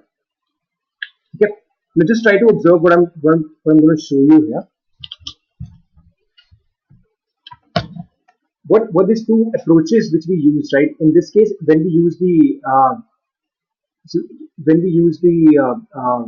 the capping and the flooring technique. Okay, so when we were doing this capping thing, okay, so what we were trying to do is, if there is, let's say, a stream of data set, stream of lines ranging from, let's say, 0 to the maximum value. In this case, it was 3590 as the maximum value, right? So first percentile is somewhere which would lie here. The first percentile value given by proc means procedure, and the 99th percentile lied here, right? So you can see there is a small gap here, right? These small gaps, which is saying that we don't want these observations. Whatever observations comes in these gaps, we don't want them. We want only those observations which lie within these two things. This P1 and P99. This is what we were trying to, let's say, do using the capping and the flooring technique here. Only these observations which lie between them. Alright. So in the IIT JEE example which I gave you here, okay, in the IIT JEE example, so what were the scores obtained by all of the individuals in this case? It was -20. Let's say this is all of the range of the scores. The maximum marks which were got by those individuals is 360. Sorry. So from -20 to 360, this is the range complete. So the P1, let's say, comes out to be -10. Alright, so the P1 comes out to be -1 as we do that. And then let's say the P99 comes out to be 350. Yeah. So this is what the P99 is. What we were trying to do is, by doing this where condition, we only are looking for that data which lies between them. So you can already see that whatever lied here, right, will not be considered. It is automatically removing these outliers. The outliers will always lie towards the extreme ends of the two things. That is the reason they're outliers. This is the reason we call outstanding observation, right? These ones will not be considered at all. This was the purpose of the capping and the floating technique.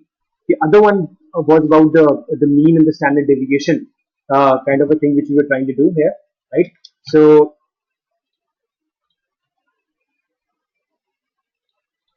let me just describe you here. I think I can just show you on this one. Although there is no outlier in this, but it's easier to describe it here because of the nature of the graph which gets built here. So as I select this, so what the capping and the floating thing meant was that this is the range of x here. It begins from 0 and it begins, let's say, 100. Let's say there is an outlier, right? We just need to, for descriptive purposes, I'm showing it like this, right? The mean in this case was somewhere around 50. This is the mean line. Okay, so you draw up a line here. So you drew up a line here.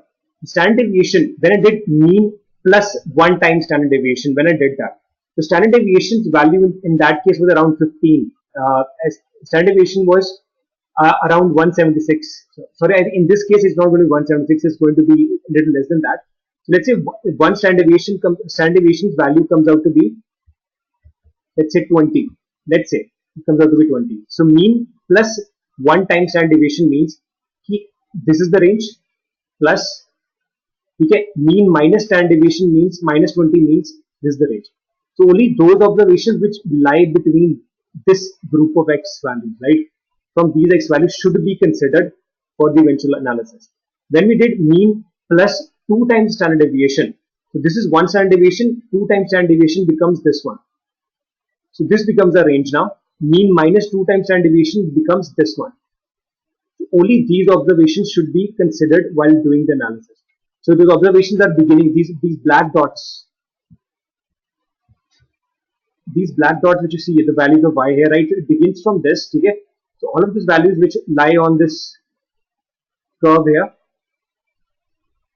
this specific thing as it reaches here, right? Only those values of y which lie on this thing should be considered for the eventual analysis. This is what it was saying. So in this case, whatever was lying here, right? So whatever was lying in towards this column here, right? They will not be considered.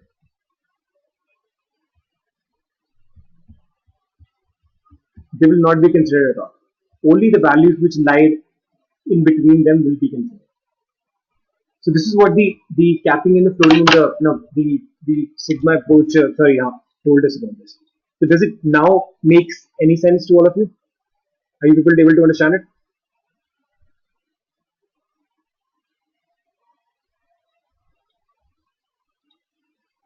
What about the others? Kiru, Vipul, okay, all right. Okay, so this one I think we can straight away move on to the missing values treatment here, because anyways we're not going to discuss the Mahanabolus and the exponential smoothing in SAS here. Okay, so let's quickly finish up this missing value imputation part here. So what does the missing values mean here? But the missing values, again, right, this is the same thing, that if you're doing a regression, only then you need to do the missing values imputation. If you're just describing what has happened in the past, right, then you just need to know how many missing values were there. You're not trying to do anything else. In that case, you're just trying to know how many values were missed in that case and what to do about them. So when we ran this proc means procedure here, right, so it showed us some element about how many missing values were there in x and y. Okay, so in x you can see there is no missing value, and in this y there is a missing value. So in a lot of data sets, right, there could be observations which are missing, right, for a specific variable. Okay, for certain purposes, right, we cannot leave them, let's say, like anything. So we cannot just include them into our model as such whenever we're making up the regression models in our case. Okay, so in our case, when we did the outlier detection and removal, right, so automatically the missing value was removed. But let's say there was an observation which was not removed and it had a missing value of y over there. So what to do with those kind of observations? There are typically four ways in which you do the missing values imputation in this case. The missing values imputation can be dealt with four standard ways in which you replace those missing values with either 0 or the mean of the whole column or the median or the mode of the whole column. Okay? Now, which to choose is more like an art, more like a science than rather than art, I would say. Okay? You you replace the missing values of that specific variable with 0, right? This is the most dangerous of them all. He is the most dangerous of them all, but you kind of, you know, वो कहते हैं ना कि something is better than nothing, right? When we say that, so if a certain observation has a missing value of y, right, it's ideal just to remove that observation. Okay, but let's say कि if those missing values were like almost 40% of the whole data set, 40% missing, there are 40% missing values in a data set which we're trying to analyze here. So in that case, leaving 40% of all of the data set, removing all of them is not really an advisable thing. So to include them in our data set, right, still we would simply replace them with 0 here. Simple. Replace them with 0. But do understand that 0 is a very dangerous method of replacing it. It should not ideally be used. It should be used, let's say when there is a dire, very extreme crunch of observations which we need to, which we have at our hand to make up a model. Okay, replacing your observations with values of 0 will give you mostly bad results, but still something is better than nothing that is used to it. इस चीज के लिए sometimes it is required. The other methods of mean, median, and mode are, let's say, the perfect cases in which we can use the missing values computation. If you have let's say, a data set and couple of values are missing over there, right? And you simply want to include those observations in your analysis. Still, let's say 10% of the observations are missing, and you want to include them still into your data set. So replacing them in mean, median, and mode would depend upon the distribution of the data set. And as we discussed while discussing about mean, median, and mode, right? The difference is what is the status of the outliers in that case. If you've already done the outlier removal before, so we know that the mean is going to be still a good contender there, because mean is something which is obviously all the time it is influenced by the outliers. As we saw over there, mean is heavily influenced by the outliers. So if you remove the outliers, just simply calculate mean, median, or the mode, right, and choose one of them. Okay, choose one of them. Choose the mode when you know there is, when you did the prop-frec analysis and you saw there is one specific value of y which is coming so many number of times. Okay, so it's better to just replace the missing values with that so many number of times coming value also. It's easy to understand. So using prop-frec, you know that how many times every value repeats itself, right? So let's say there's 30%, 40% of the observations are the same values of y. Let's say in that case, mode is a good contender, because the missing values have a very good chance that they would have been the same as that of the value, which is value of the mode, the most frequently occurring value over there. In the case of mean and the median, right, if you treated the outliers already, the mean and the median will not make any difference. Okay, not much difference. But if you not treated the outliers, go for median then, because you know the median is not affected by outliers. Okay? Alright, so let's just re-go through this thing. If your dataset has been treated for outliers, go for either mean or median, up to you. If it has not been treated for outliers, go for mean. Okay? Go for mean in that. Sorry, if it has been not treated for outliers, go for median in that case. Okay? And if it has been treated for outliers or it has not been treated for outliers, and you run a prop-frec analysis on that, and you find out that one value is repeating a hell number of times, then you simply replace the missing value with the mode one over there. Okay. Now the thing which you may ask is it could be isn't running in the outlier removal part of the process? Shouldn't we just remove the outliers before doing this? I would say understand, sometimes you will not be required to remove the outliers, because if outliers are good, right, possibly you want to understand their impact on the whole regression model. You want to understand hota kya hai. If Nirav Modi kind of cases come up in the future also, right, how should we tackle it? So if outliers sometimes will have to be deliberately included in the model. So if that is the case and you want to replace some missing values, so go for the median in that case, because you cannot treat the outliers in that case at all. Simple. Now in SAS, how do you do this? How do you replace those missing values uh, with that case? I have it somewhere. Just give me 1 second.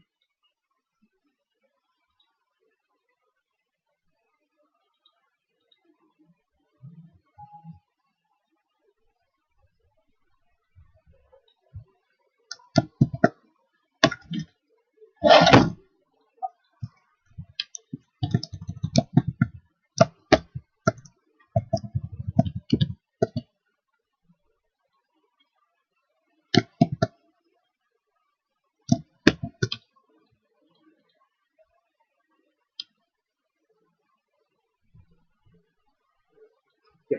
It's actually quite simple here. So in this test data set which we have, you use proc SQL to update their values, replace those values. So let's say you want to replace the value of y with 0. Okay? When you did proc SQL, when you would have gone through the update clause over there, it's quite simple to write. All you have to do is you need to write the update statement, which is like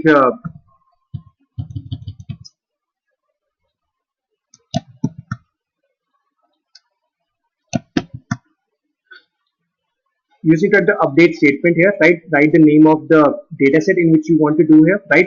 And then you use the set statement to update the value of that specific observation. But do remember that you always have to specify the where condition here. You always have to specify the value of the where condition here. In this case, where the value of y is missing, that is what you are trying to update here. So this is how you are going to replace this thing. So update reg data their test, set the value of y as 0, where the y of value is missing. Simple. That is all that you need to do. If you already have the mean and you want to replace the value of y with the mean, so just write the value of mean here. If it is 50, then this. If it is median, then write the value of median here. If the mode is the case, then write the value of mode here. But do remember, always and always use the where condition here, because if you do not use this where condition, it will update every single value of y in your data set. This is disastrous if you do this. This is absolutely a disaster if you do not use the where condition here. So always use this where condition whenever you're trying to update a specific part of your data set. Alright, so this is all about the missing values imputation part. Again, just a revision. You do the missing value imputation, right? If you want to go for regression, if it is not the case, then don't do it. You have 4 strategies from 0, median, mode, and mean. Go for 0 ones, right? When there is a dire need of keeping observations in your data set. A dire need. There's a large portion of your observations in your data set are missing. In that case, we can't even know what will be the true mean of your data set or true median or mode. So mean, median, mode goes out of the picture. So we simply say कि कुछ नहीं तो 0 तो होंगे ही, right? This is what it says, 0 तो होगा ही ना. So use 0 in that case. So we learned about कि if you have treated the outliers, then go for either mean or median. If you have not treated the outliers, okay, then go for median. If you have treated or not treated the outliers and you run proc-rec analysis and there's a value which comes the most number of times, go for the mode value. That's it. That's all you need to know about the missing values. Okay. So so in this EDA part, okay, this is all about, this is where the whole EDA part is mostly like done or understood. You still can do a lot more about the EDA thing, but it requires other SAS procedures, right? Which again, it's out of context altogether. But in mostly the EDA part, whatever we did right now counts for almost 70 to 80% of the code which is written in EDA. It is that there are many variables, so these codes written for a lot many more variables which you have. But almost these are the procedures which you use while writing the EDA over there. There's nothing more in that. Okay. So what we learned about the proc SD plot procedure here. Okay. And in proc SD plot procedure, just to tell you a bit more things about the SD plot, just write the name of the graph which you want to draw here. So if you want to make a line graph, just use this H line. It will draw up a horizontal line graph. You can experiment with these things on your own. You want to try the line graph, the vertical line graphs. Okay? You can draw the V line. You can also draw the vertical bars. This is the bar charts. And this is the column chart. Sorry, vertical bar is the column chart in Excel. For all of you who have worked upon it, H bar is the bar chart, the proper bar chart which is available to us in Excel. So they'll produce the same typical kind of a thing which Excel produces. Nothing special about this, but do remember htplot is something which does the graphing part in SAS. The new procedure which we learned, proc service select is again something which we learned. So proc data sets, proc service select, proc data sets, proc rec, proc themes, and proc SD plot. These 5 things in combination, right, can get you through an EDA analysis quickly and easily and very exhaustively. They're good enough. Just keep on doing them repeatedly as much as you can. Okay. Now let's move ahead. Let's now jump into this regression part here, the linear regression part, as what we want to do. Now we have treated up the data set, we have cleaned up the outliers, cleaned up the missing values. We know everything about the data set. We know that the y value in our data set is also continuous in nature. This is very important. Continuous in nature. The y is the continuous variable in our case. Continuous variables can only be accommodated with linear regression. So the criteria for logistic regression was that can be done only on categorical variable outcomes. But for continuous variable outcomes, right, we need linear regression. So now without discussing any further, let's just run and see what happens. Let's see what kind of output which SAS gives us when we run the linear regression part, okay, on the training data set, right? And the way you write it is that this is the name of the input data set which you write over there, and then you write the model statement, and then here after the model keyword you write all of the dependent variables, which is always just y. This is just one outcome variable which we're trying to reduce here. In the other cases, it is the independent variables, okay, that we are trying to find impact on y here. All of the independent variables in our case is the x, because there are only 2 variables of interest. The third one is the ID variable, which is just like a row number, which is not of an interest. We're just trying to find out, is there a relationship between y and x here?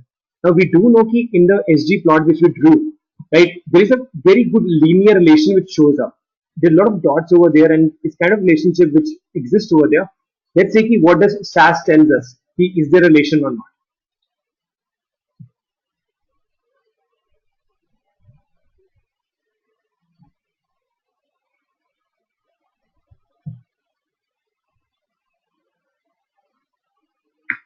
Alright, so you know what? This is the outcome which SAS gives you. All of these are typical random statistics which SAS is throwing at you. But this one is the most important one which you need to consider.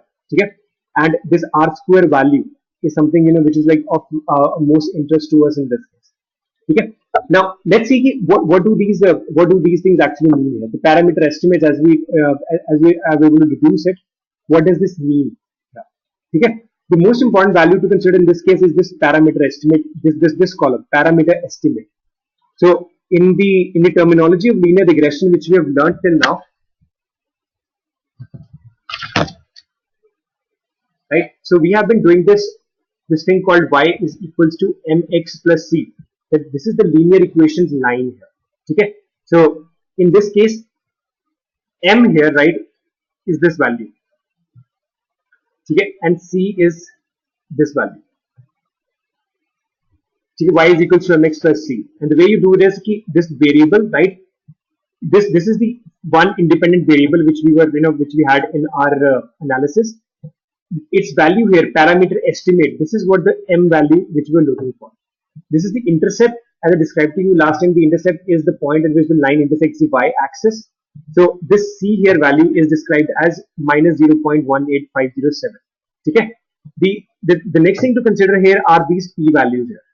Okay. These p values tell you that this 0.4286 and this is less than 0.001%. Okay. So just converting them to percentage here, it tells you that 42%, and this is approximately 0.01%. Okay. Now we know. Now the way you need to consider these things, okay, this is the null hypothesis in the terms of regression. I told you that while we were discussing about the null hypothesis thing, that the null hypothesis is you always make up a null hypothesis in a way that that is interesting to you. That you make up a null hypothesis in a way that you want to reject that null hypothesis. That cocaine and the cigarette example which I gave you that day, that is what the null hypothesis in that case was. So in a regression also, which is a form of a hypothesis testing, the hypothesis is that x does not influences y. Okay? X is no, there is no relationship between x and y. That is what the null hypothesis is in this case. Right? The null hypothesis is it will not influence y at all. Now, what this outcome as 0.01% tells you is, since this number is less than 5%, okay, if you revisit the hypothesis testing part, we discussed about this 5% thing over here, right? Since this is less than that, so we can say we can easily reject the null hypothesis. We can reject the null hypothesis and we say that x does impact y, that there exists a relationship between x and y, and that is what we were looking for. So these p values tells you if it is less than 5% means x does, you can reject the null hypothesis. The null hypothesis being that this variable is of no interest or no use to us in a regression equation. It does not influences y at all. That is what we rejected right now using this kind of criteria. The same cannot be said here for the intercept part here. The intercept part, look at it, it is 42%. It is greater than 5%. Okay. So in this case, if you were to say the intercept, the null hypothesis for the intercept was that the intercept, let me just write it here. The null hypothesis in this case was that the intercept does not influences y. That is what the null hypothesis was. And since this number is greater than 5%, so we would say that this null hypothesis is correct. It is correct. No, we cannot reject this null hypothesis. It's actually correct. So that thing is greater than 5%. So in this case, the true thing is the intercept does not influences y at all. So this intercept thing, right, can safely be just removed here. We need not think about it at all. So our equation here, right, simply reduces to y is equals to mx. That's it. That is what it reduces to. So the true equation of that scatter plot which we drew there, right, becomes 1.00261 times x. That is the equation of the line. जो उसको in the trend line बनती है, that is the equation of the line over there. By the way, alright. And I know maybe some of you might still remember. Okay, so we know that this m is equals to, right. So in this equations which we draw, right, it is this theta, the angle which it makes here, that this m is equals to tan of theta here, right. So approximately our value here is of 1.00261 tan theta here. Okay, so since this value is very close to 1, right, so if the value of theta, that is the angle which is made with the x-axis, right, if the angle would have been 45 degrees, right, then m is equals to 1, because tan of 45 is 1. Okay, since this number is very close to 1, right, we can say that the angle which this line, the trend line which will make here, right, is 45 degrees approximately. I can say that. I can find the exact angle by using that reverse tangent thing and whatever, but why go into basically, I know that the angle which makes it very close to the 45 degrees over there. And we just kind of proved, if we were to draw that scatter plot again, if I draw this scatter plot, I find the value of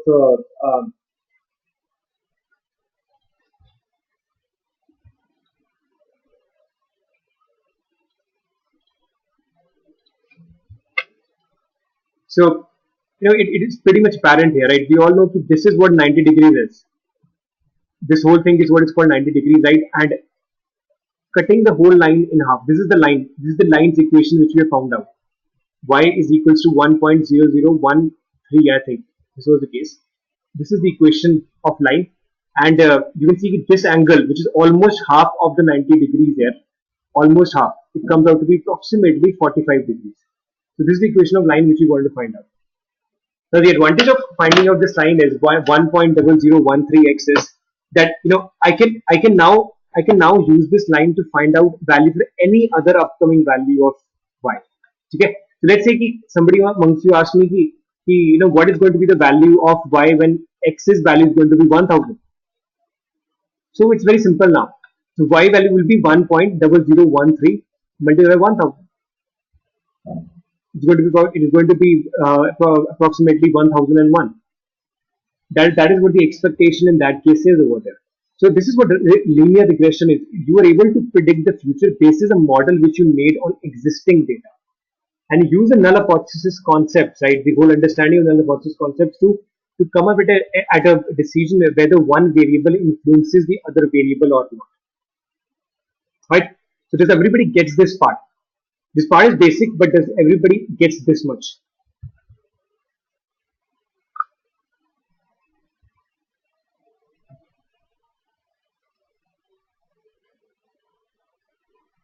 Everyone?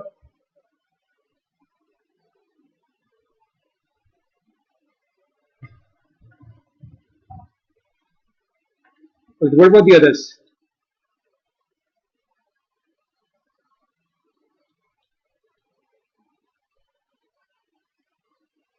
All right. You, I hope perplexed on a good way, right? Okay, all right. So, I mean, Navneet, I'll just repeat this thing like just one more time. Look, everybody just listen along also over here.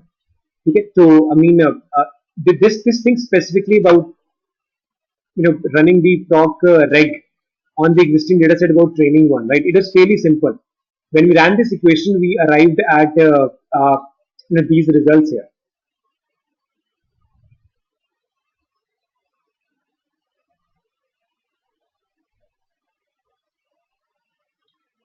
These results over here. Okay, so these results over here, right? This is the most important result in the whole outcome here. Okay, so in this case, remember that we were trying to find out only relationship between y and x. This is the reason you see only x variable here. Okay, and this intercept thing is coming from y is equals to mx plus c. That c thing, right, is the intercept that we were trying to reduce there. Okay, so in this y is equals to mx plus c. This is the m part and this is the c part. Alright. So it simply tells you ki the line, right, wherever the line would be, okay, C is this point. C is this value here.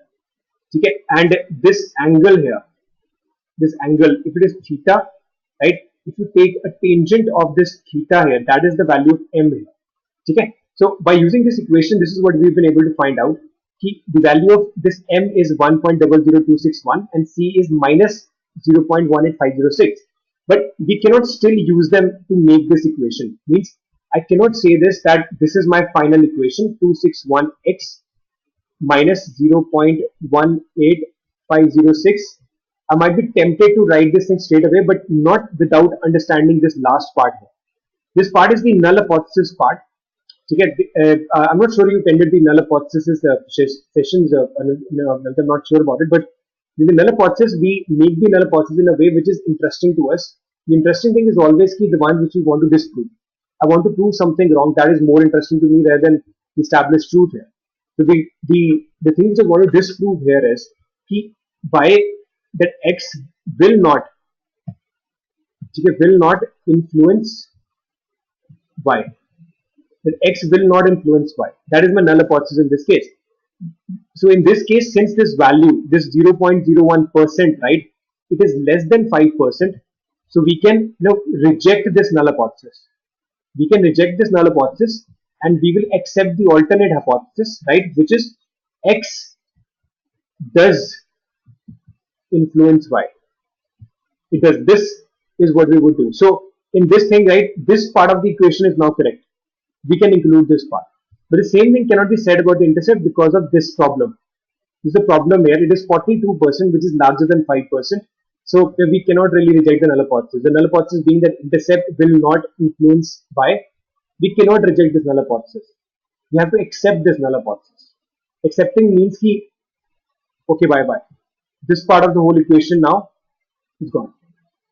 So our equation reduces to this y is equals to mx only. Okay.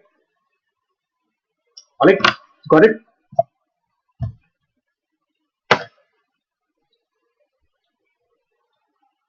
Navneet?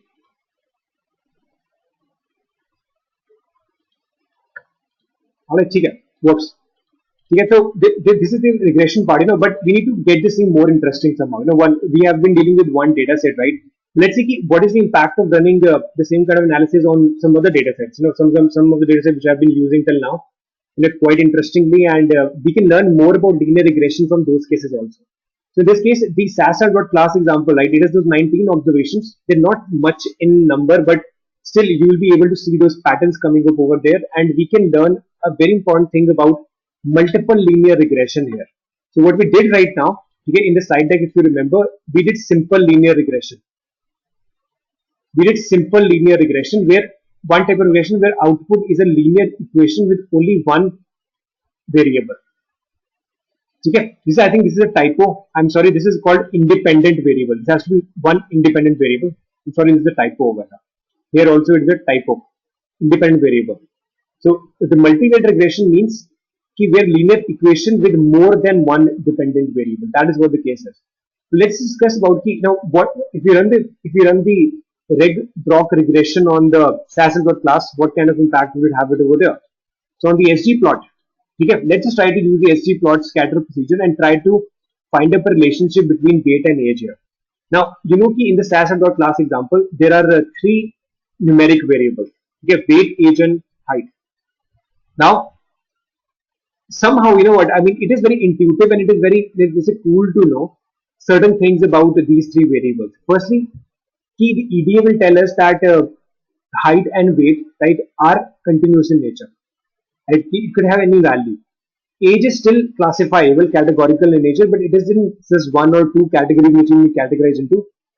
It is literally hundreds of categories in which it can be classified. Since there are at least people living at least till 120 years, it is possible. So we'll treat this still like a continuous variable only, not like a categorical variable. Now, what I'm most interested in knowing is there a relationship, between weight, age, and height? I'm simply trying to draw up a relationship over here. Okay. So in the dating example, which I'm like say, this is where I'm predicting the basis whatever I know till now. Okay. Right? Okay. Is there a relationship between? Sorry, this is the inference part mostly. This is about inference. Ki whatever exists over there, I'm trying to infer. Is there a relationship between these two things? Okay. That is what I'm trying to reduce here. So consider the SAS class example as a sample out of a whole data set of school. Okay. The whole school population is the population under study, and one class is the class which we have selected in this. And when we run the SG plot procedure, okay, plotting plotting weight on the y-axis and plotting age on the x-axis, what I'm simply trying to understand is there a relationship between these two? Now, my intuition tells me that there is a kind of a relationship which exists between weight and age, and that is simply because we know that as the age of an individual increases, its weight also increases to a certain age group. Okay, it does increase. Now, what it isn't always the case. We all know that there are children, right, who are obese, and there are let's say older people which are very thin. So it isn't always a relationship, but mostly it is. Mostly it is the relationship which exists over there. Now, as we do the SG plot procedure here, right? So if not as good as the previous example about y and x, right? There's a clear-cut line which was seen over there. Still, there is a pattern. You can see this whole thing, right? Our whole sample space is clustered somewhere around here, right? Okay? And there is this pattern that there is an increasing pattern. Something looks like this. This specifically, there's an increasing trend as it happens. And this is also proven by the fact, see, as the age increases, right? As the age is increasing, right? Weight isn't really decreasing from the previous time. It is always increasing only. See it? For this age, right? There is no other value of age here next. There is no other value of age for which this weight, right, would have been less than that. Nahi ho raha na? It is not. It shows a linear increasing trend. There are some other, let's say, aberrations. So possibly for this age, there are a lot of obese people. Usually the weight which people achieve on age is equal to 16. 16th of age, right? This person had the same weight at age equal to 30. This person was definitely obese. Okay, this is something which can destroy our analysis, but still there's an increasing kind of a relationship that exists in between this.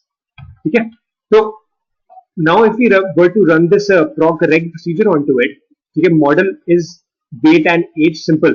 Weight is something the y which we're trying to predict. It is the dependent variable, and we're trying to find out does age influences it. Okay, We're trying to find does age influences weight, and when we will run this thing, okay, our null hypothesis, like the previous times, the null hypothesis as the previous times is that what is the interesting thing to us? It is the age does not influences weight. That is what is of interest to us. So just look at this. Just look at this this final analysis which just came up over here. So again, in this case, what you would notice is if I were to do that y is equals to mx plus c kind of a thing. So this m value is this one. Sorry. So this is the m value. Okay.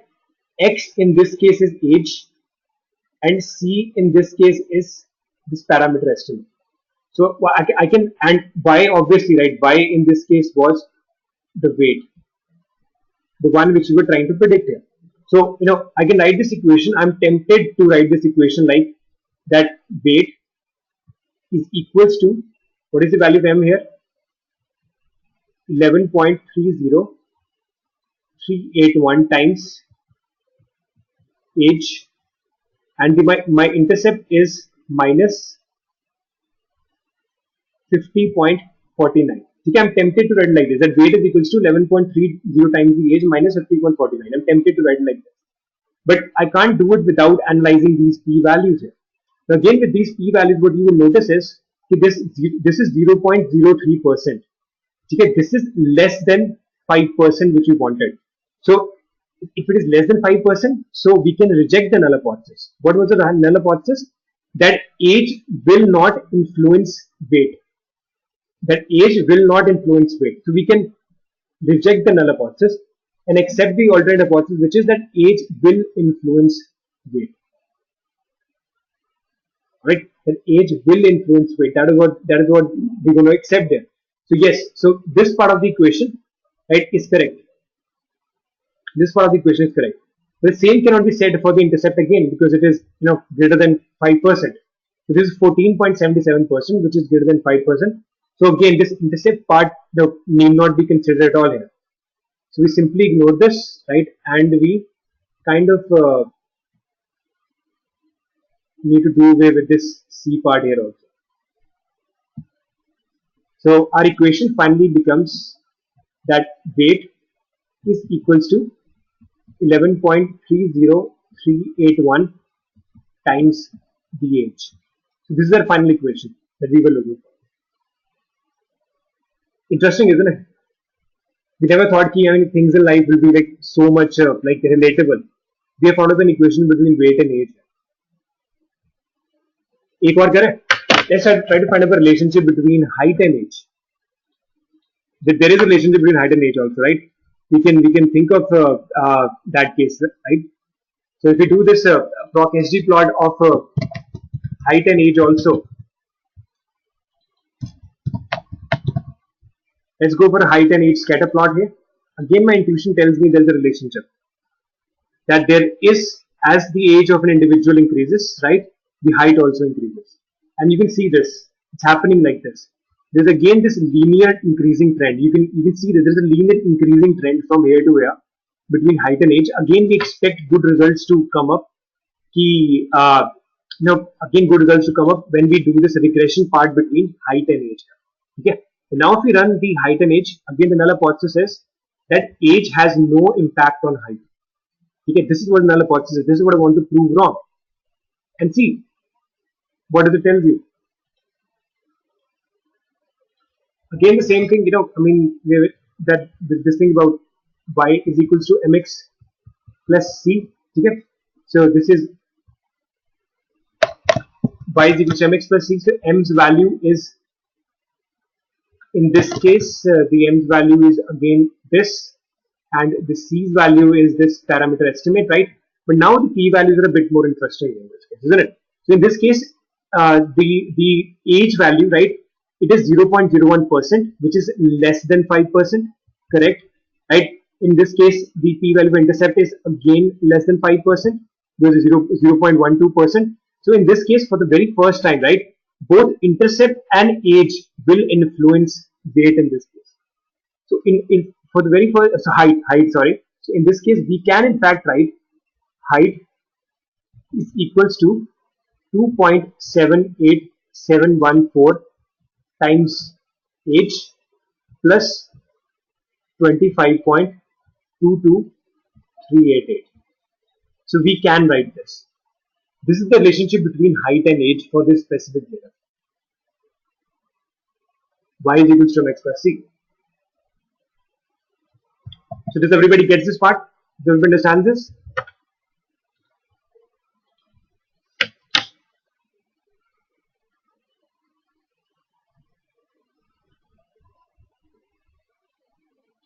All right. Good. Okay, so I mean, so there are there are relationships which exist now, right? There are three variables to us, right? We have the age variable, we have the weight of the individuals, and we have the height of the individual, right? So if you want to find out the relationship between two variables, right, there are multiple combinations which are possible.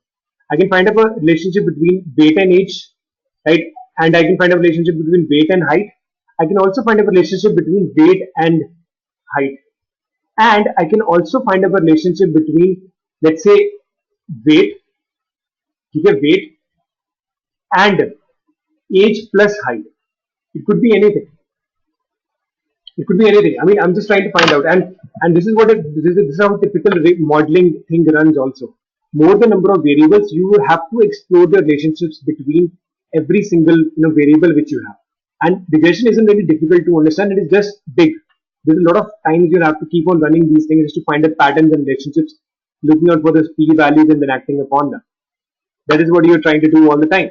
So in this case, let's say I wanted to find out the relationship between height and weight here. Is there a relationship between height and weight? Let's say.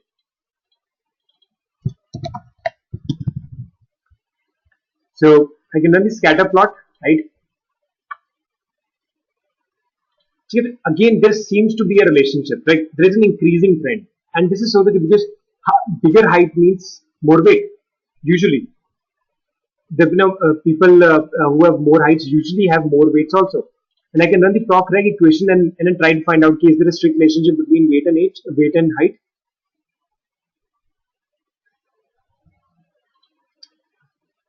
Just look at this. So less p values. They're exactly relatable.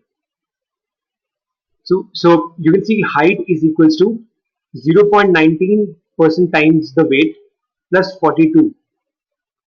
There's such a good relationship that exists between the two. So this way, this way you're able to deduce amongst those three variables itself, right?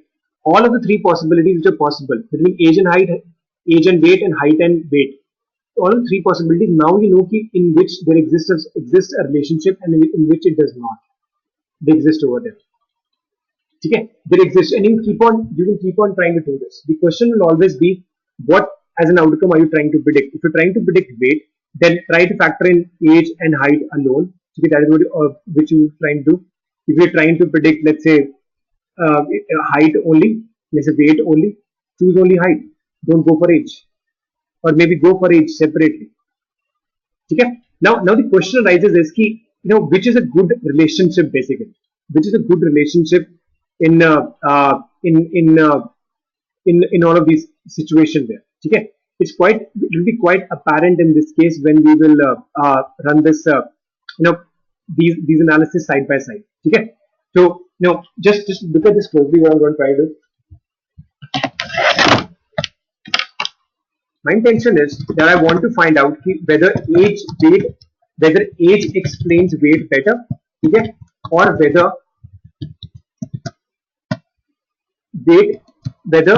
height explains weight better.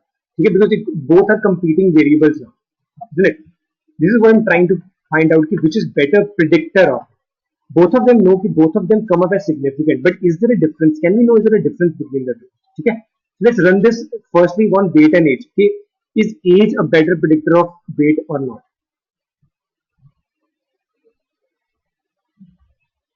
Okay. So this is the outcome which we have received here, and let me just take a screenshot of this.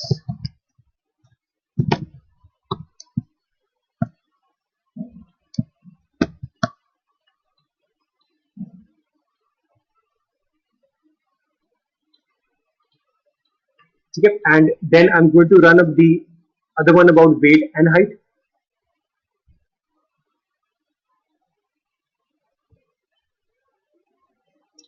Right. So this is the other one which we have, and let me just take a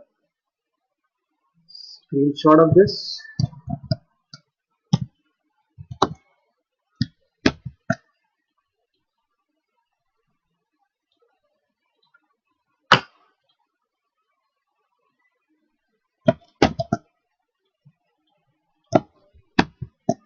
Let's compare them side by side.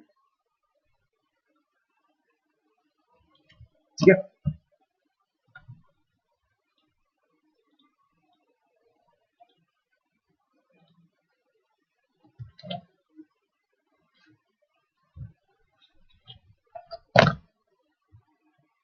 So this is for height.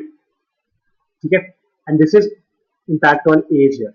Just try to see how does the whole comparison run here. So we know the age comes up as significant in both of these variables. Actually does influence weight. Because of the p values which exist over here, right? So both of them influences, right? Can we find out one better than the another? Is there a way of saying this? To find out which is better than the another, right? You move your attention to this part of the whole equation, these R square values and this coefficient of variance. Okay, this is what you need to find out. You need to look into right now. Okay, if you just ask me here, right, the coefficient of variance can alone tell you which one is better.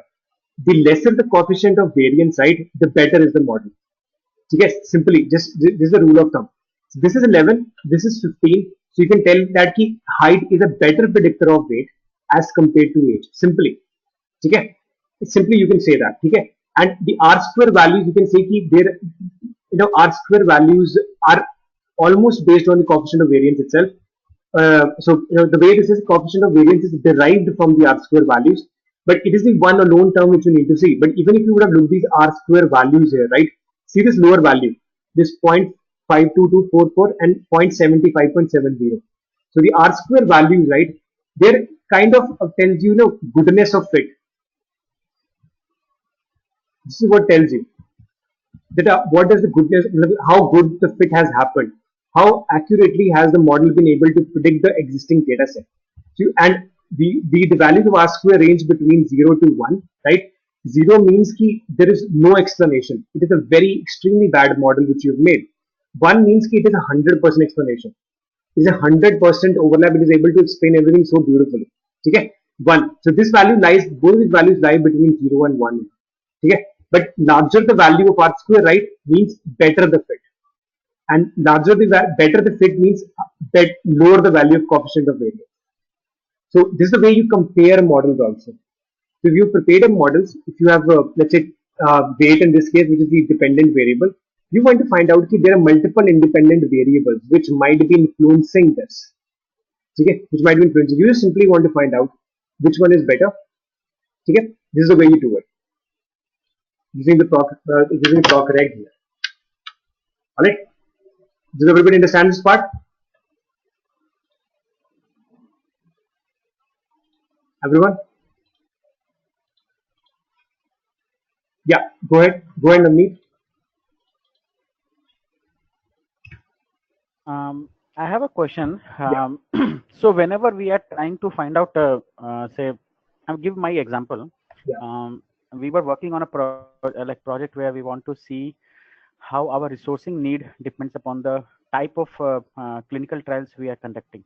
okay. So here the resourcing is dependent on multiple factors. So if I want to put up a model, Hmm. then firstly I have to find out a similar like one-to-one relationship between each influencing factor on the resourcing, and then try to say which factor matters most, or like is there any other way to You, do you that? actually you're actually partly right on this. I mean, so in clinical trials, I believe, so I think you have to control for that. I'm sorry, I think I'm getting the exact word here. A placebo effect, right? So there's a control group and there is an experimental group, right? Right. Right. So I mean, there are differences in them, and they will react to the medication differently. So it could be by gender, by race, by age. So there are multiple factors which could eventually, let's say, affect the outcome of the clinical trial. the clinical trial might be, let's say, it was like decrease the, let's say, the disease, maybe let's say decrease the pain, let's say, in this case. So yes, in that case, there are multiple factors which are influencing the last variable. Okay. Now, in the kind of thing which we did right now, we are trying to find out two things. Firstly, the first thing is ki whether any relationship exists between the contributing factors. Okay? In your case of the clinical trial, the contributing factors are age, gender, or let's say race. Is there a relationship between any one of these factors, right? If there is, usually you will find out that there will be some variables in which there will be coming a relationship. Now, the next example which I would have described to you here, this one, right? It would have factored in the question which you are asking right now. What you might ask is, if you have a column of data, right, we want to predict the income, let's say, the income of a certain group of population, and there are multiple variables available to us, which is like education status and or let's say gender. The two of them, right? Now, I run the typical, I can run the proper regression analysis on typical thing. Mostly people would think is the income directly depends upon the education level, right? If there's a better the education, you expect that you will earn better over there. But if you get onto the data here, right, you will notice that there is a dependence of education and gender also. Because of societal impacts, right, women tend to get access to lesser educational let's say resources as compared to men over there. Now, there is a relationship between these two also. There's a relationship between education level and gender also. That cannot be left out at all once we are trying to find out the income status over here. So as a last step, right, in that case, what we would have done is we would have grouped them all together. We would have said ki income, यहाँ पे income मान लो, यहाँ पे education status, and we will consider gender of the individual here and try to fit this whole three variables into one equation.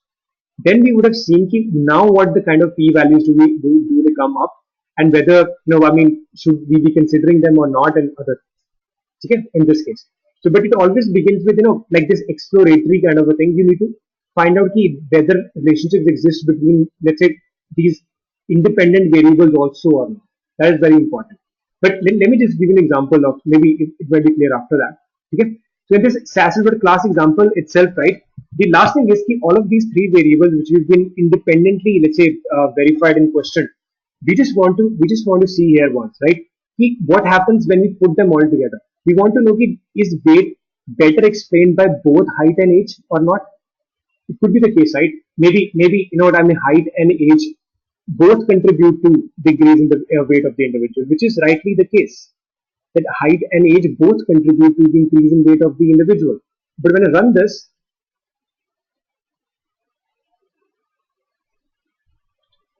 see what happens.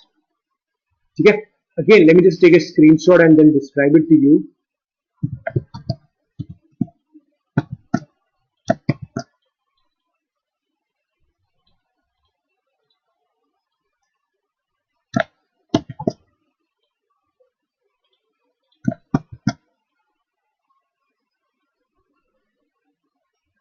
So, you can see from the comparison which is coming up over here.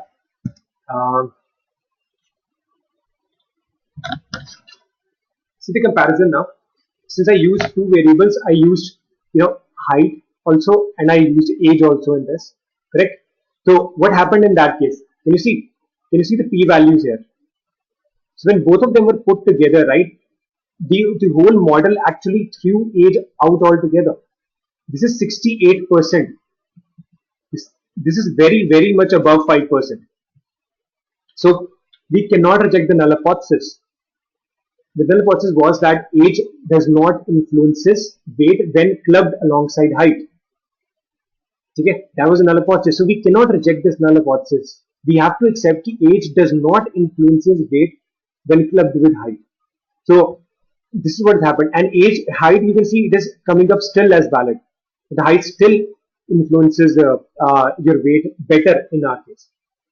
All right, getting it. So in this case, you would notice now that then when multiple variables are, let's say, put together into a linear regression equation to see their impact on the final outcome, okay, the model itself makes up an arrangement that if there is an interrelationship between height and age, okay, if there's a relationship between height and age, right, only one should be considered. Okay, I'll repeat what I just said. Ki if you put multiple variables into a modeling equation like height and age, right, the SAS will automatically understand ki is there an existing relationship between height and age already, which we know it is. We have just identified that there is a relationship between height and age.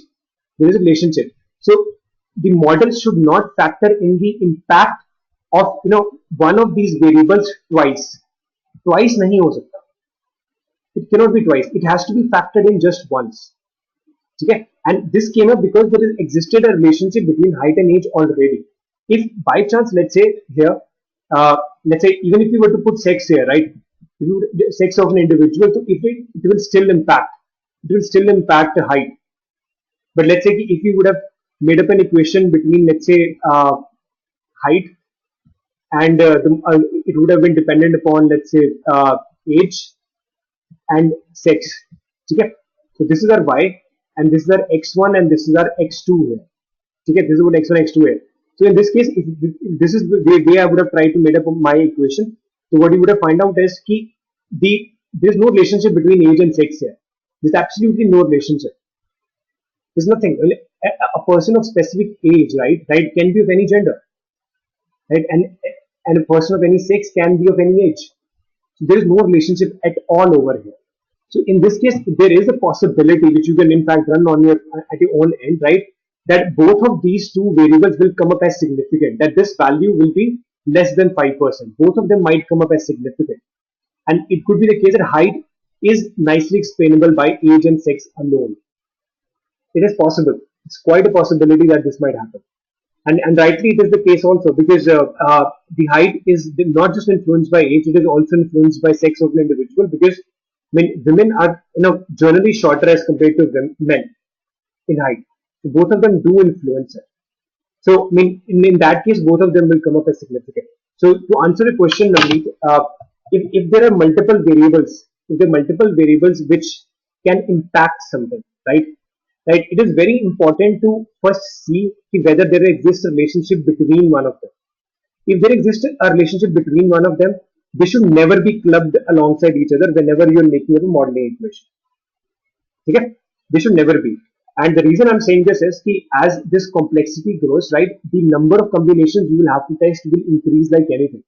If there are let's say if there are four variables, let's say if there are v1, v2, v3 and v4. Let's say there's a v4. How many combinations now exist here? So it is v1, v2, v2, v3, v4, right? Then v1, v3 and v1, v4 and so on and so forth, right? So it will come out to be the total combinations will come out to be 2 raised to power the number of variables here. Total possible combinations will come out to be like this. So it is 16. And you cannot test all of them. And then you'll also have to see how many that does, let's say v1, okay, which is let's say y, right, is it dependent upon, okay, in SAS I would write like this model v1, v2, v3, v4. Now I know by my let's say already analysis that there exists a relationship between v2 and v4 already. So the time I will waste like running this model can be saved if I were to simply remove one of them. Whichever was a better one, right? I would have run v2, v4, right? I know which is the better one using the R square values and the coefficient of variance. So just include the better one. So whenever these multiple variables start coming up, right, you develop an eye over the period of time that which variables significantly contribute to the eventual outcome and which ones do not. All right. So this is like a kind of an experience. So when I started off, I mean, myself, in the beginning, I told you, it took me about a month to make up my first model because I did not have the industry knowledge. But then I started to understand that in auto insurance industry, right, there's certain variables which are linked to each other. For example, the type of car a person drives and the place a person lives. If it's rural or urban, I can know the difference. I know there is a correlation between the two. I know there is a relationship between the two already. Right? So I will not factor both of them together while deciding the insurance premium that needs to be given to an individual. And right now, just use this word called correlation here, right? And this is where I would have driven you after this. The reason it threw away age from the regression equation here is that proc correlation, as we would have executed this, right? When we would have executed this, the proc cor is used to find out the correlation between multiple variables.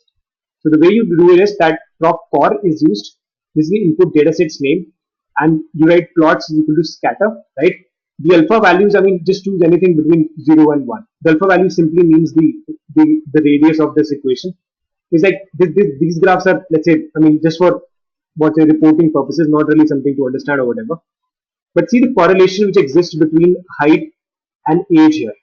So this is the Pearson correlation coefficients table which gets made. It shows you that between height and height there is a 100% correlation, which is obviously the case. See the same variable. Between height and age, it is 81% of a correlation. 81% of a correlation exists over there. And this is the p-value telling that we can reject the null hypothesis. The null hypothesis being that there is no correlation between height and age.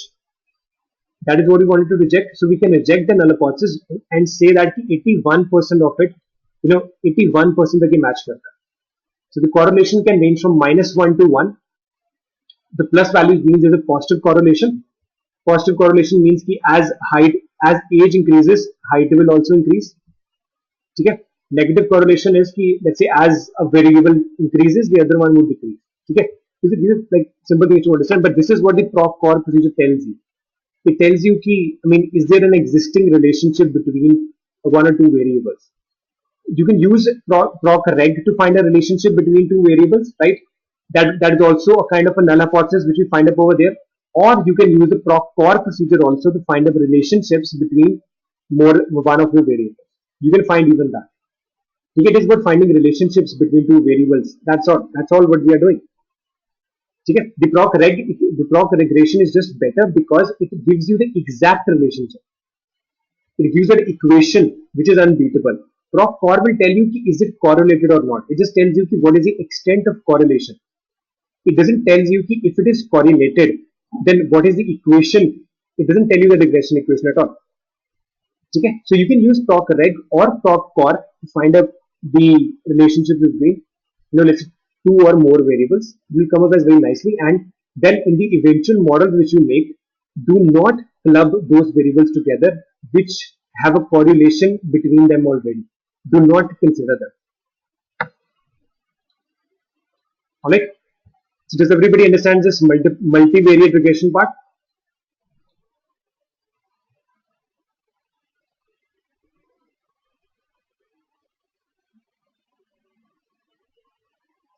Everyone?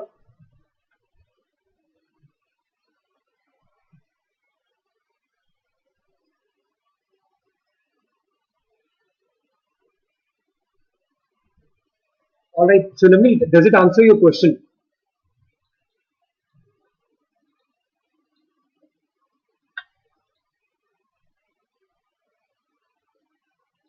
Alright, ठीक है. So I mean, if you still have any, so we can like discuss about it. Right? ठीक है. So we've only got some amount of time left here. ठीक है. Uh, I would ideally want to give the prof logistic, also some amount of time. So whatever we will not be able to discuss in this session, right? The next session is the capstone project session. Okay, so maybe I can just separate out the first 30 minutes or so, okay, from that capstone project to explain to you whatever will be left about logistic regression part. Okay. Anyway, the capstone projects never really last for 3 hours. They no capstone project session has ever lasted for 3 hours, and we can utilize some of that time in the next session also to explain something about top logistics. Okay. So abhi ke liye, I just need to just run for water, a bit of it. Okay, I'm just speaking out for like an hour stretch right now. Let's take about a 5 minutes break and return back, and then continue on to discussing what about those mathematics behind logistic regression and an example in SAS. All right, let's return back.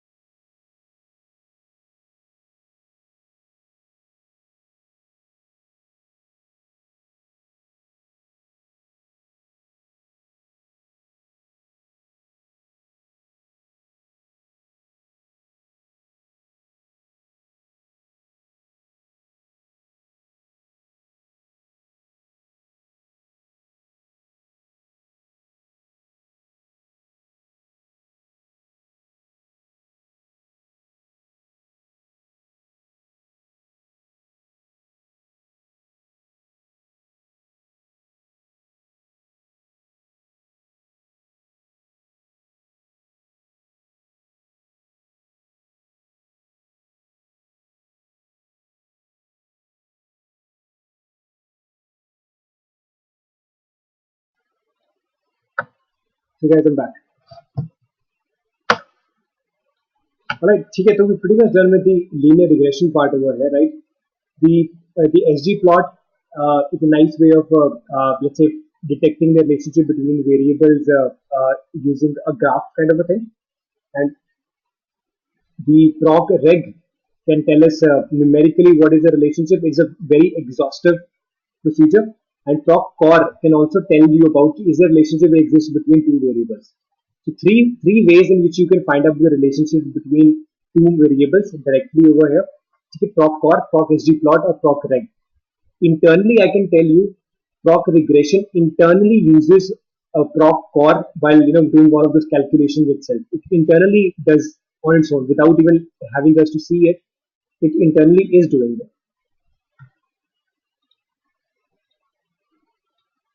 Okay, so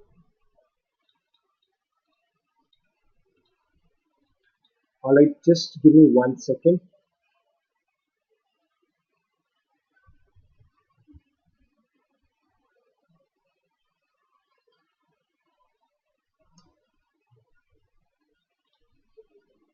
Just give me 1 second.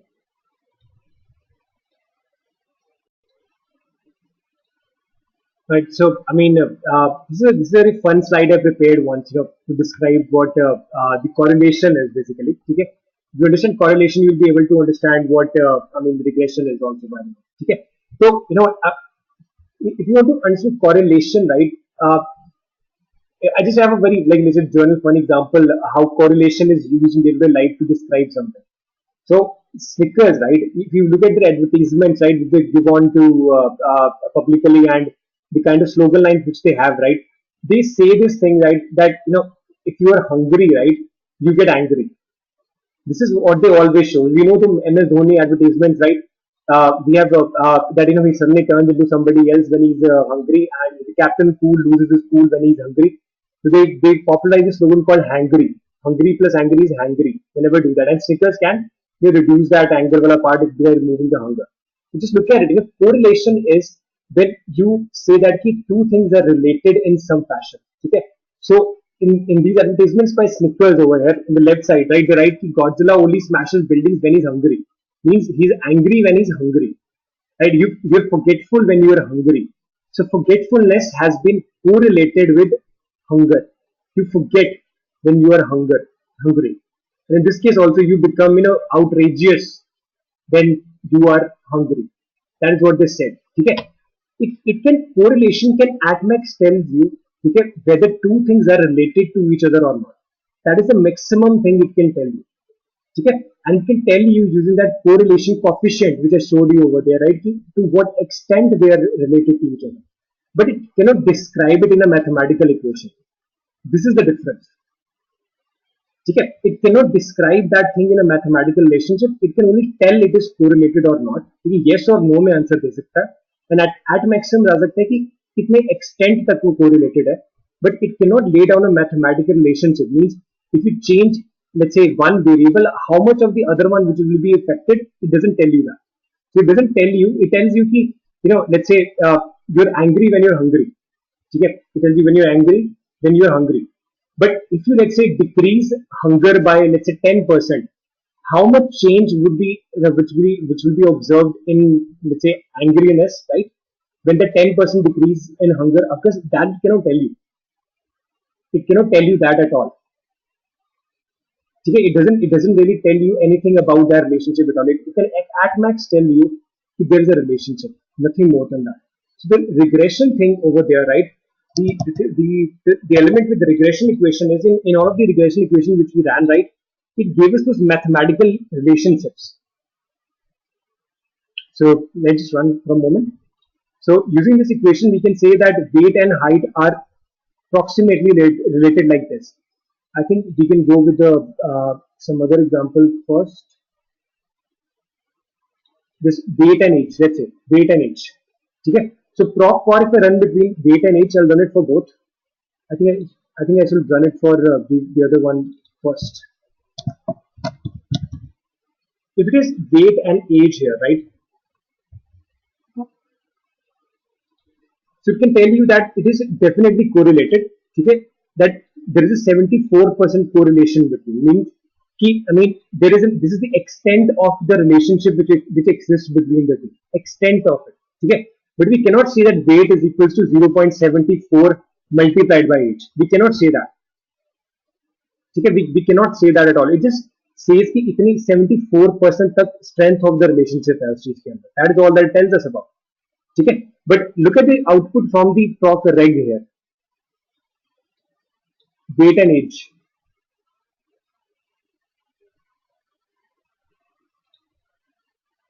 Look at this. Here we in fact have a relationship here.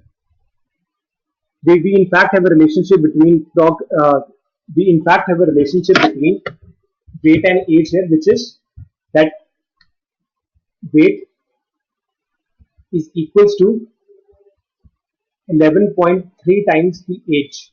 This is what the relationship is in this case. So what this means is, let's say if somebody has let's just consider this value as 11 only. Okay? If somebody's value is 20, okay, so the weight can be calculated as 220 pounds. Let's say this is what it can tell us, and we can say we know that if weight is equals to if age is equal to 15, which is a 25% decrease in the age if we were to do that, right? So we know this number is going to come up as 165. So we know this relationship exists here. Okay, 5%, 25%, 25% decrease in age, okay, leads to approximately, I think 220 minus 65 is 55 divided by 165 into 100. This is approximately 33% decrease in weight. This is what we can say. This is what we can say by looking at the Proc-Reg equations. But using that correlation kind of equation, which is 0.75, right? If we were to write this equation as weight is equals to 0.74 times the age, this thing is wrong. We cannot say that. We just say that the strength of the relationship, what is the strength of the relationship between these two variables? Simply. देखो जैसे बोलते हैं कि फेविकोल का जोड़ होता है, right? The strength, right? We said it's a very high strength glue which is used in that case. So what is that glue factor? It just tells you how much glue is there between weight and age. Okay, but it doesn't tell you, let's say if we were to decrease, let's say the amount of fevicol between two, let's say two metals by 10%, how is the strength going to decrease? It doesn't tell you that at all. All right, this is the difference between the two. So proc reg is anytime hands down far more advanced as compared to proc for. It is far more advanced. Proc for is easier to run, faster to run, and easy to understand. Is there a relationship between the two or not? And mostly in big data sets, right? If you run proc reg, it is going to take a much more of time. So developers at that time, right, they simply run proc for to see is there a correlation between these two variables or not, to save on the time. They could have run both of them. In smaller data sets, you can choose any one of them, but in large data sets, you will have to go with proc for because it will consume almost 1/3 of the whole time in proc reg would be. Because proc reg, it does a lot of calculation in the need. Okay. Does that answer it?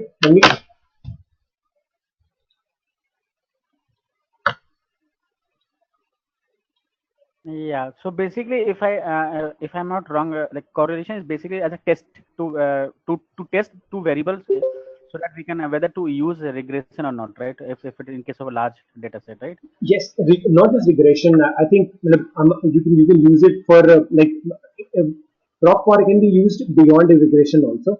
Proc for can be used even in those situations when we are not dealing with regression. For example, let's say you have the employment data for the last year, which the Indian government let's say releases, and you just want to find out there's one column of GDP, okay, and then there is another column of employability. Okay, simply as that. Correlation can tell you whether employability impacts GDP of the country or not. Simply, right? In this case, we are not trying to do regression. We're not trying to. We're just trying to find out does there exist a relationship between the two or not. Okay? In those cases where we discussed about the education status and gender, right? We're just trying to find out is there a relationship between the two or not, right? Even if we are not doing regression. In a clinical trial, also, right? we might just want to like understand that whether let's say race and gender, let's say race and income status. Let's say if these are the two variables in a clinical trial, right? Are they correlated? Okay. This is also important things to know about it, because the government policies, right? The government policies are based on these correlation analysis.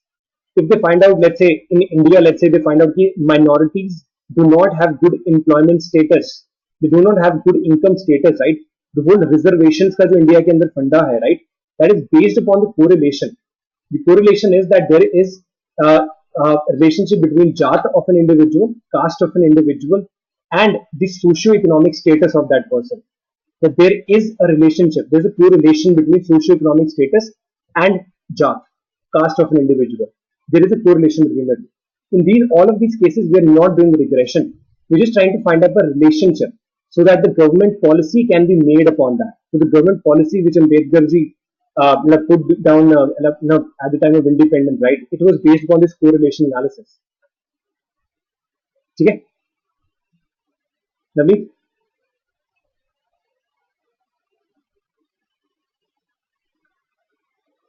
All right, okay, perfect.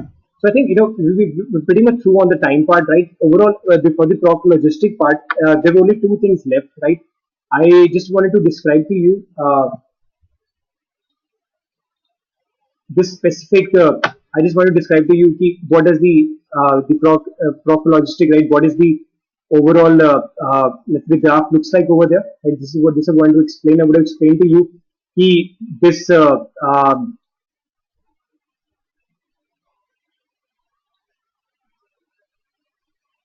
Yep, this specific part, log of p divided by 1 minus p here, right? This is what I wanted to describe, log of p divided by 1 minus p.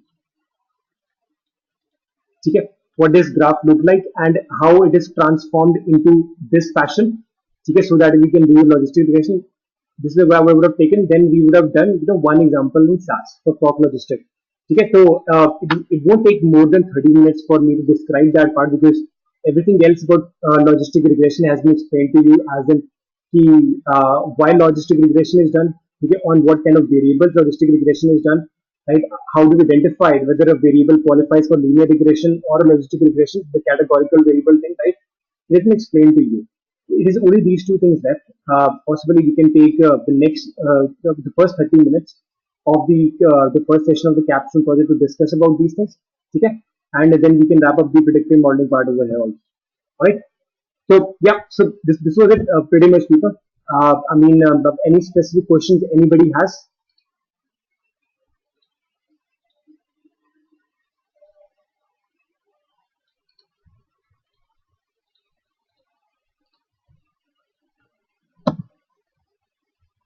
Right, so just send you the feedback link specifically. Please fill it up. I mean, it's important for us.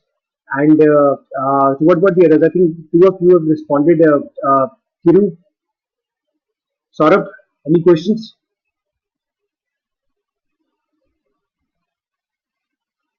All right.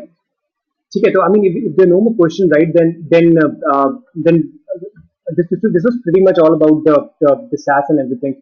जो हमने किया था, right? Only the proc logistic part is left, right? We take the next 30 minutes, and that will be pretty much of the wrapping up of all of the SAS things which we started the months ago. And after that, we continue on discussing about the capstone project. The capstone project is a quite interesting one, though. It's based upon the fraud analytics part, and it's a pretty huge data sets of millions of rows. You will actually see how things slow down when you run your analysis on such huge data sets. So you'll struggle with it. I want everyone to struggle with it, because that is when you really understand what is the importance of writing optimized equations is. Yeah, Kiru? Right. So, you can understand, what is the importance of writing efficient queries in SAS. You're able to understand, and all of the capstone project is largely about identifying relationships between the variables in that data set. That is what we will be very much focusing upon in that case. Okay, so we'll be focusing upon extensively. All those three classes are about that EDA part, exploratory data analysis. Pick those variables, try to find out a correlation between them, try to find out whether there's any relationship between them. Try to find out whether there is something interesting about that specific column itself. We'll be trying to find out whether there are any outliers, whether any missing values. We will treat them. We will do everything about them. Okay? So it is quite an exhaustive one. It is a complete exercise in its own self in the next 3 weeks about everything which you've learned in SAS till now. Alright, it's a pretty interesting one. We'll discuss about how fraud and everything happens. We'll learn about something in the fraud analytics industry also. Okay? So this is all about it. Okay, people. I hope you filled up the feedback form, and if there are no more questions, so we can pretty much wrap up the session.